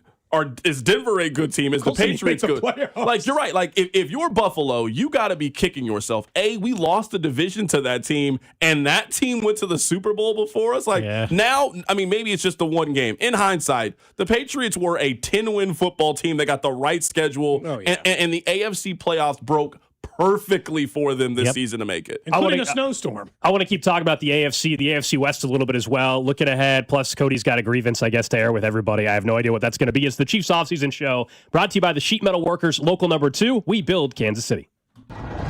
You're listening to the Chiefs offseason show with Bob, Dusty, Cody, Alex, and C-Dot. Inside the 10, he dives for the end zone. Touchdown, Kansas City. Brought to you by the Sheet Metal Workers, local number 2. We build Kansas City. This is your home for Chiefs football. 96.5, The Fan. This is the story of the one. As an HVAC technician, he and his digital multimeter are in high demand.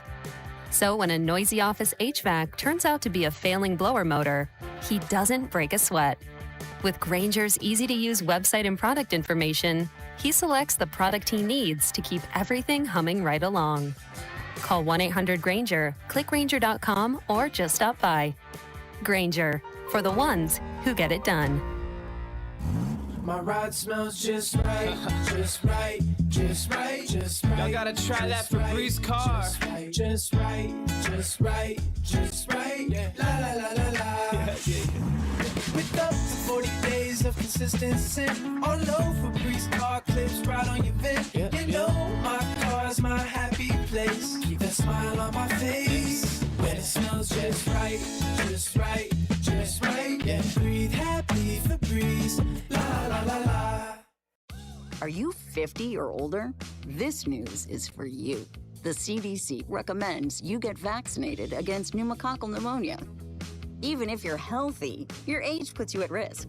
People 50 or older are over 6 times more likely to be hospitalized with pneumococcal pneumonia compared to adults 18 to 49.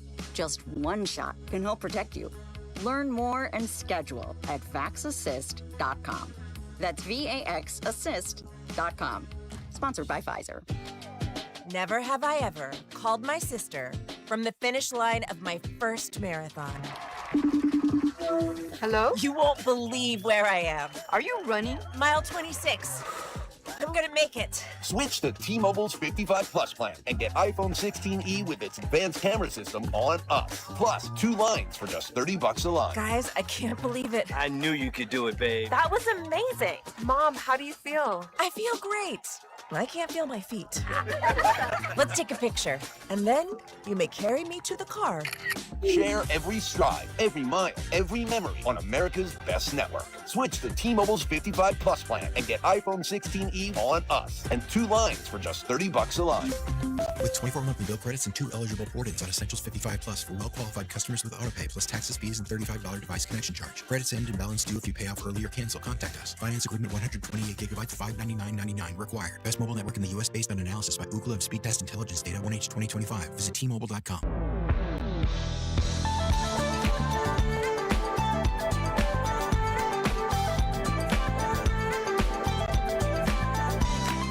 Back here on the Chiefs offseason show, we got everybody hanging out for another half hour. Alex Gold, Cody Tapp, Carrington Harrison, Bob Fescoe, Dusty Likins, all hanging out in studio. I want to get to the teammate question of Carrington versus Darren Peterson. The poll question. We can get an update if you want. There's an update. Crazy. Bob made the comment earlier talking about Darren Peterson and who is a better teammate, Darren Peterson or Carrington Harrison.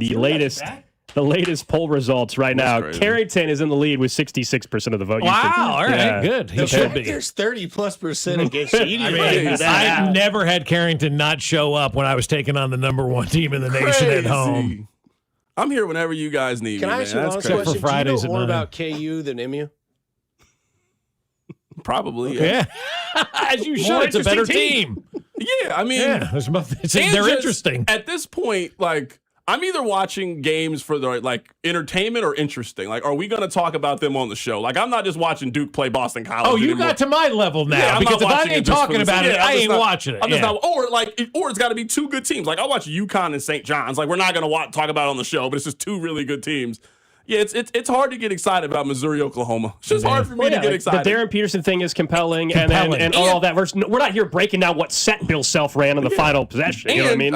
High-low. Well, somebody is. And there's like 7 really really entertaining teams in the Big 12. Like Houston and Iowa State and Kansas and BYU and Arizona. Like the Big 12 is just it's a fun conference to watch. That guy sucks. It is the SEC of college basketball. I didn't want Big to say 10 now, actually.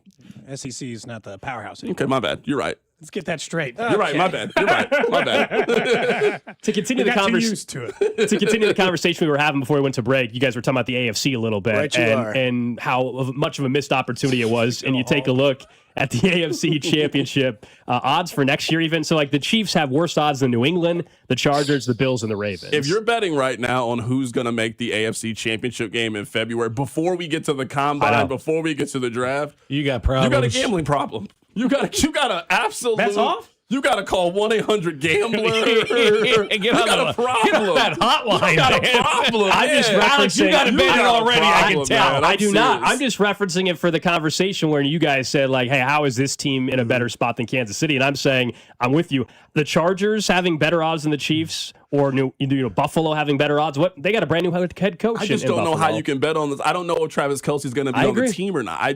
I don't know who some of these teams' quarterbacks are going to be. So But I you know just, who the Chiefs is. Yeah, I don't know if he's going to play week 1. Is he going to play? Like, when does he get on the field? There's so many questions I have. And even if he does, how effective is he going to be? I mean, these ACL injuries, people forget it takes another calendar year mentally, too. Does anybody honestly believe he'll be here week 1? Like, gun to your head, he's starting week 1? I do. wouldn't assume. I do, yeah. I think that's just who he is, man. Like, I'm not as confident I'm as with you, are like on that. betting against the whatever you said earlier. You wouldn't take the Lock Chiefs it right in. now, Yeah, lock it yeah. in.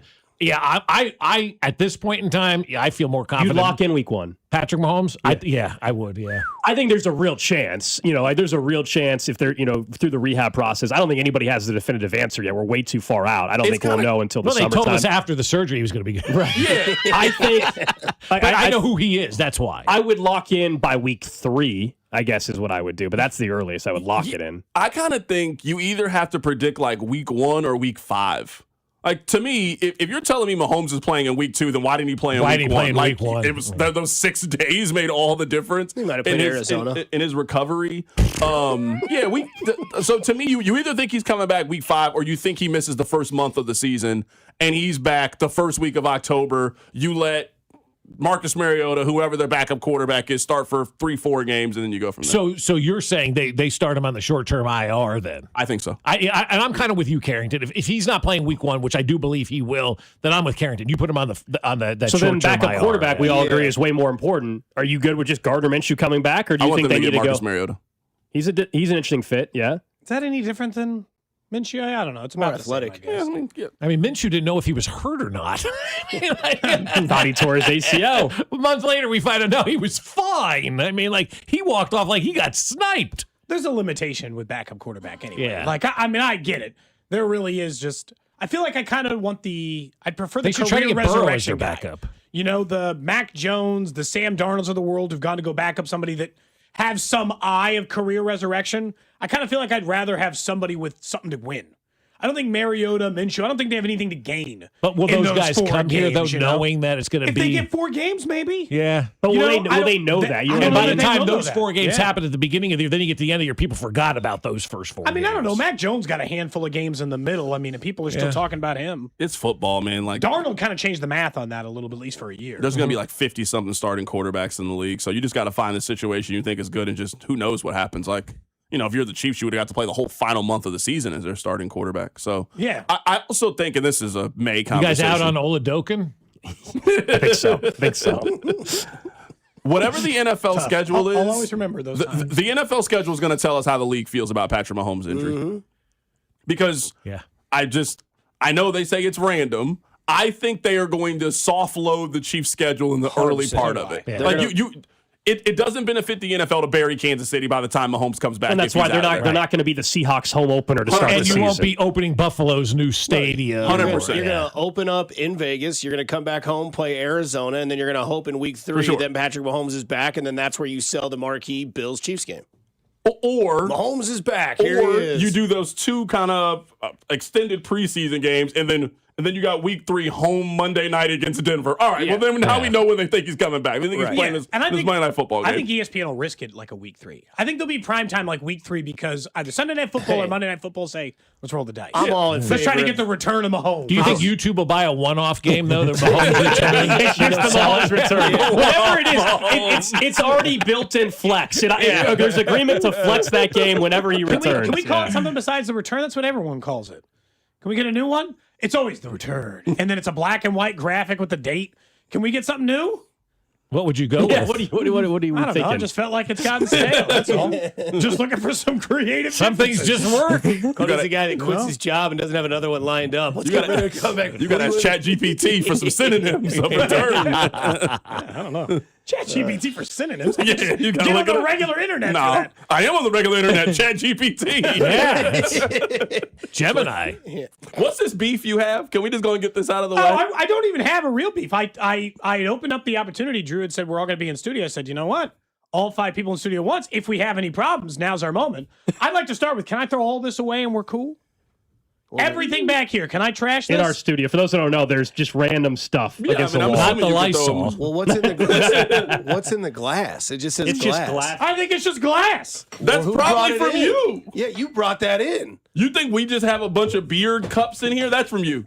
I didn't personally bring that in. You I'm not do saying a it's segment not. centered around drinking out of those glasses. We got a lamp. We got glasses. I can tell you the only You're leaving pins. The only thing we got to get rid of trash. you guys still have your weight on there from COVID. I know. We got to get rid of that too. Isn't that crazy? That's from 40 gotta get rid there. of that too. I'm just making sure we're cool. That if I throw all this away, no one's gonna be like, "Hey, where'd my thing go?" Yeah, that's you can throw it all away. There'll be 8 chewed pins in here tomorrow No, morning. Canton said he's gonna be on top of that. Is that your New Year's resolution? No more chewed pins? I haven't seen pins in a while. I will give you credit. Right there. That's considered processed food. You should try to not eat those. I mean, everybody has a bad habit. Eat That's a my pencil. bad That's habit. natural wood. That's my bad habit. I can live with that. I think it's nobody cares if you got your thing, you chew on the pen. Just throw it away after. Nobody cares you're chewing on the pen. I'm just so busy thinking of just ideas.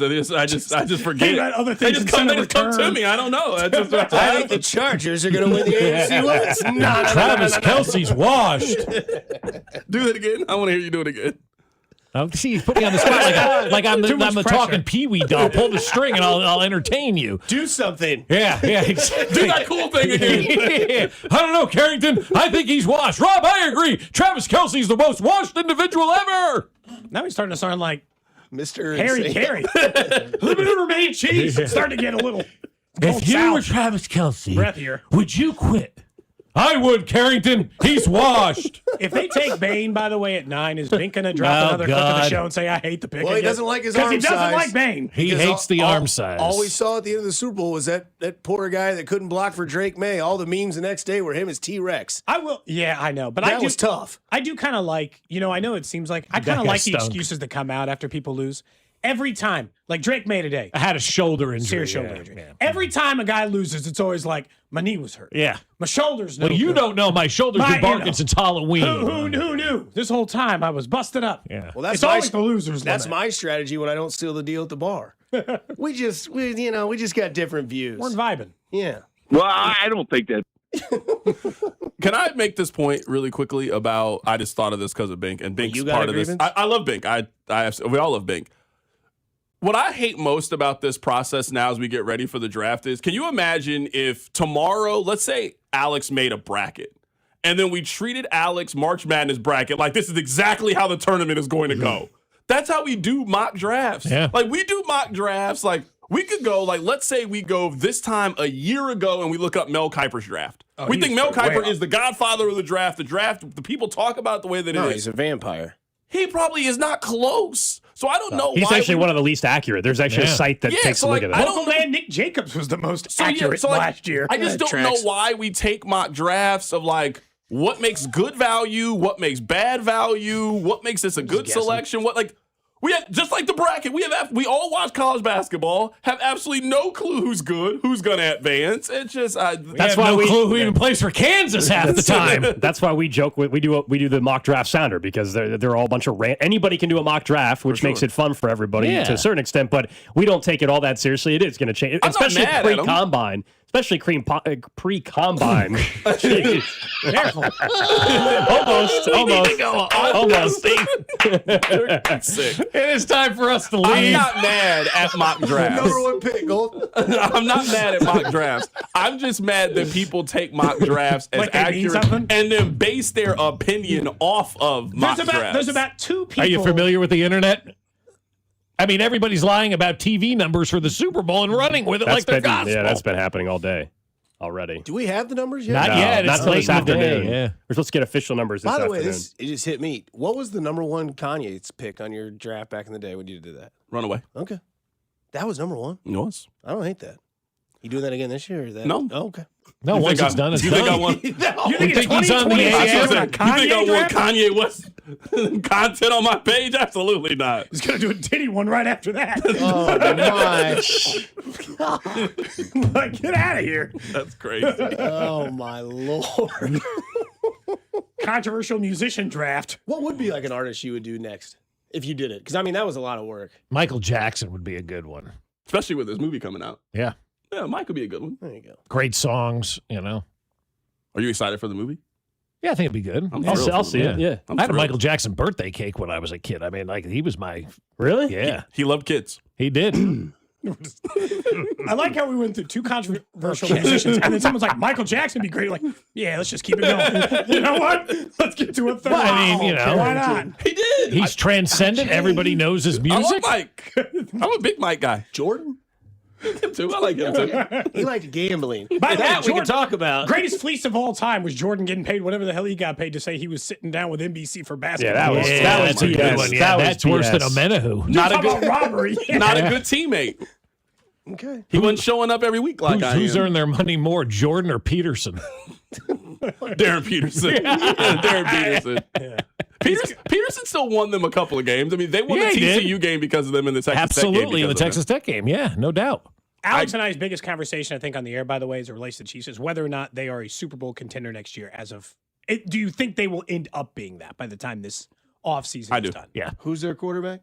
Patrick Mahomes. Who's their head coach? Yeah, I'm just convinced. I'm convinced they're fighting for a wild card spot. And to me, I understand If the you're concept. fighting for that, you're saying, I'm with you guys that Mahomes gets in the playoffs, anything can happen. I totally agree. I'm just saying, to me, Super Bowl contender heading into the season means you think they're going to be one of the top 2 or 3 teams in the AFC. Fair. And I don't think they'll be that. That's all. Is it weird that you have more confidence if they're in the playoffs than you do with them in the regular season? I know. Like, you think about it, it's like, hey, all they got to do is get there. I watched Whereas, the quarterback play this postseason, whereas, man. like, most, Didn't seem that big of a right, stretch. Whereas, like, most people watch these games like, man, I don't know if we can get 9 wins. 10's probably flirting if you're getting in. Where the Chiefs are like, if they can just get in, like, they're fine. Like, they have more confidence in their playoff resume than they do in their regular season resume, and they've got a 15-win season hanging on that thing. But it's like, if you can get to the playoffs, it's like, it's a whole nother, like, narrative with the Chiefs when it gets to the playoffs. And I think that's where we go back to where we started this, was if they could have just limped in. Like, when they went 11-6 and nobody could catch a flu, not even Darren Peterson, but, like, nobody could catch anything, and everybody was out there, and then they got in and they just won it. Mahomes was on the sideline with his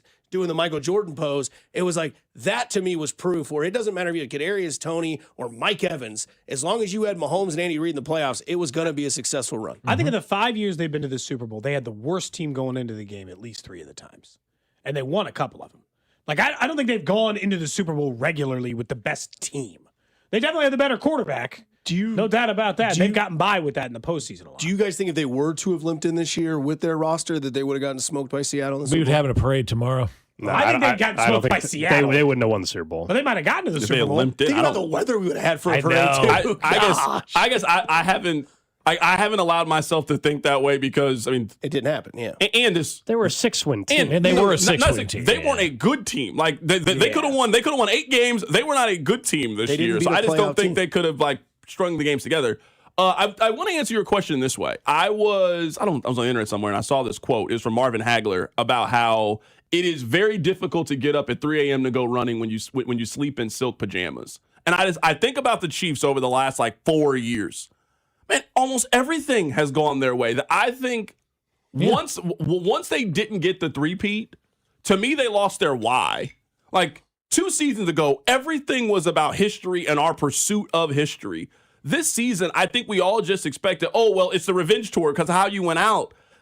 They didn't play with the fire this year and a team that was just motivated to get back there. No. So I am really intrigued how, really for the first time in Mahomes' career, no one is counting on the Chiefs next year. No one is talking about Kansas City. Like, they are not going to be the center of conversation. And a lot of people are going to doubt them. Like, they are not going to be the popular pick to win the AFC West. So I am really intrigued to see if that kind of like reignites the fire. Like, I don't love the Eric Bieniemy hire, but to me, you get Eric Bieniemy because you thought you needed that fire, and that is a person who was coming in who is going to help put that chip back on your shoulder and help reignite that fire. So I am really intrigued to see what they look like this year. I am too, but and I don't blame them for losing the fire. I mean, it's a grind, and I know nobody wants to use that as an excuse, but it's not an excuse. It is reality, and that's why when the Royals won in 15, just talking to everybody, they go, "This does not happen. You're not supposed to rebound next year because you went an entire month. Everybody's exhausted,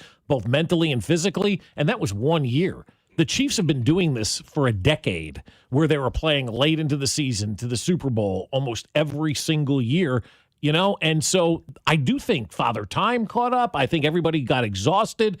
And after you got, just bludgeoned in that Super Bowl against the Eagles, how do you develop that desire to come back and do it again? Like, it has to be tough going, man, we gave it our all, and this is where we ended up. So I think having a year off, if you will, and we can call it a year off, I think will do more for the future of this franchise than anybody wants to anticipate, because nobody likes this feeling right now, but they also know I think they were at the end of their line with just emotion and energy. That's why, to bring this full circle to Travis Kelce, I mean, I know our job is different than their job, but I think it's realistic to compare it in this way. Like, all the time that you spend from 11 to 2 for me, That's the work part of it. That's 2 right. to 6 is easy. That's the talking about things. Yeah. Like for you, it's like, man, am I willing to get up every day at this time to go to this job? And the moment I can't, then I don't need to do it anymore. My question for Travis Kelce is: we all agree that Travis Kelce can still play productive football in the NFL.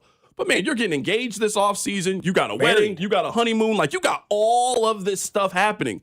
Are you still in a position where you love football the same and you are willing to put in the same amount of work and time into it? Because I give Kelce a lot of credit, and Kelce called it at the beginning of the season.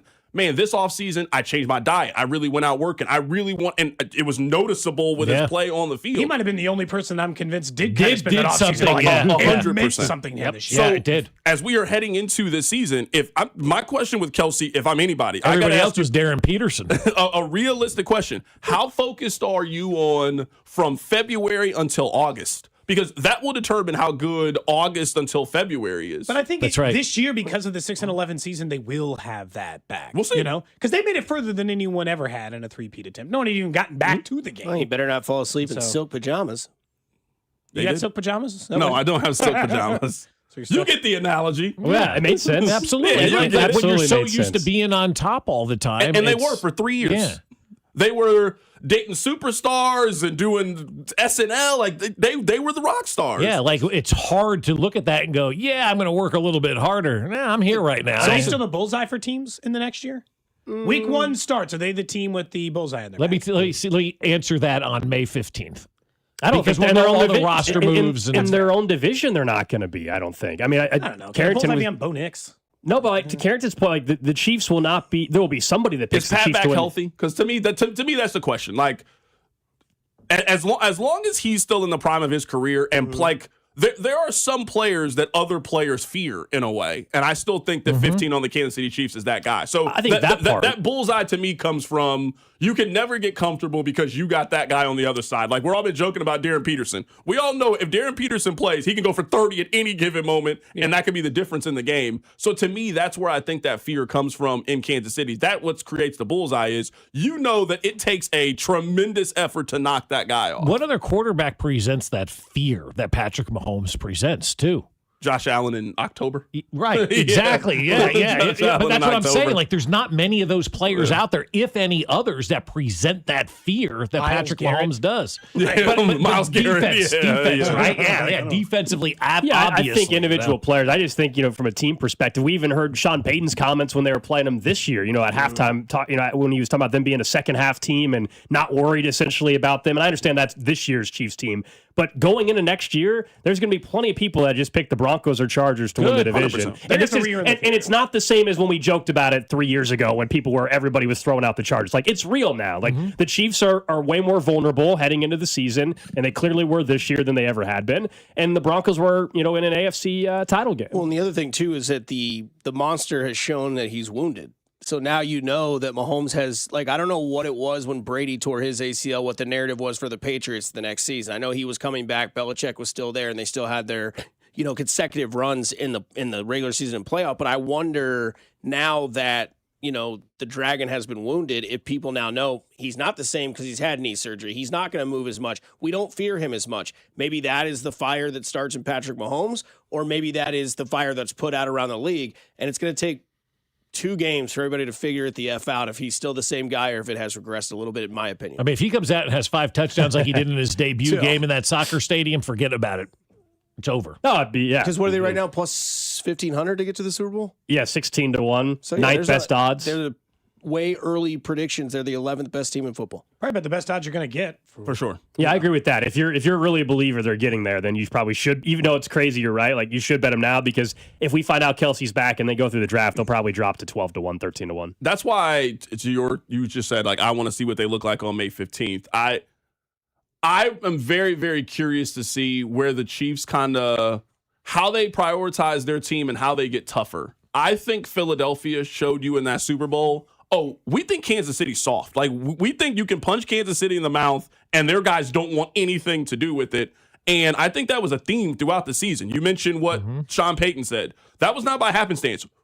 We don't think this team can finish. The Chargers clearly thought we could push Kansas City around the 2 times that they played them. Like, it's been a while since you've seen Kansas City go be the bully. Like Seattle was a bully this year. Our defense is just going to push you around for 60 minutes, and we don't think you can do anything about it. So how they build their team, how they can get pressure, how physical they are, that'll answer a lot of questions to me about if they're still that Super Bowl contending championship level team. We got like 2.5 minutes till we wrap up the Chiefs offseason show here on 96.5 The Fan. Where do you guys actually think they're playing internationally? A lot of people thought it would be Australia. It's not. You think Ireland, Germany? You guys, where do you guys think they end up? They may take the year off. You okay, know? you don't think? Do you think there's a real chance? I do. I mean, we're talking about Patrick Mahomes being up in the air, right? You got to announce these, international games soon, and so maybe I would say, what did they do this past year to deserve it? I know they're still the Kansas City Chiefs, and so if I have to take, I would love them for Spain. I think Spain would be Madrid. Really cool. Okay. I mean, I would just guess Germany. They've had the relationship with Germany. Like, let's just Berlin. Let's just. Oh, they're a home team this year, right? That's why I think they're going. I think they're definitely got to go overseas. That does change. So things Berlin or Ireland, I think would be my guess. It's Ireland. That'd be sick. Would be cool. We should send this entire setup to Ireland and do the show. I agree. That would be unbelievable. Sheet metal workers local number 2 on the Step on up. What's up? You got your training, Go. No, I'll go with Carrington. I'll say Germany will be the place they go. I mean, that's it's what they do. It's Australia would have been really cool. Although I do wonder how the teams are going to pull off the travel with that. That's plane. That's by crazy. plane. Is that right? Yeah. That's how they're going to do it. Darren Peterson said he's not going. Yeah. I love that the players keep trying to say By that record plane is is games. hilarious. Do by boat? What do you think they were going to walk? Yeah, by plane. That's not how they're going to get there. Well, they got these things. You get on them and they fly. What I love most about the NFL is they're just so big on player safety. They really are. Yeah. Send them to Australia until it's time. Then it's just like, no, y'all going to work. I know we're fighting the clock. I will ask this: do you think either one of these teams that were in the Super Bowl will be back in the Super Bowl next year? No. Yet the Chiefs did it.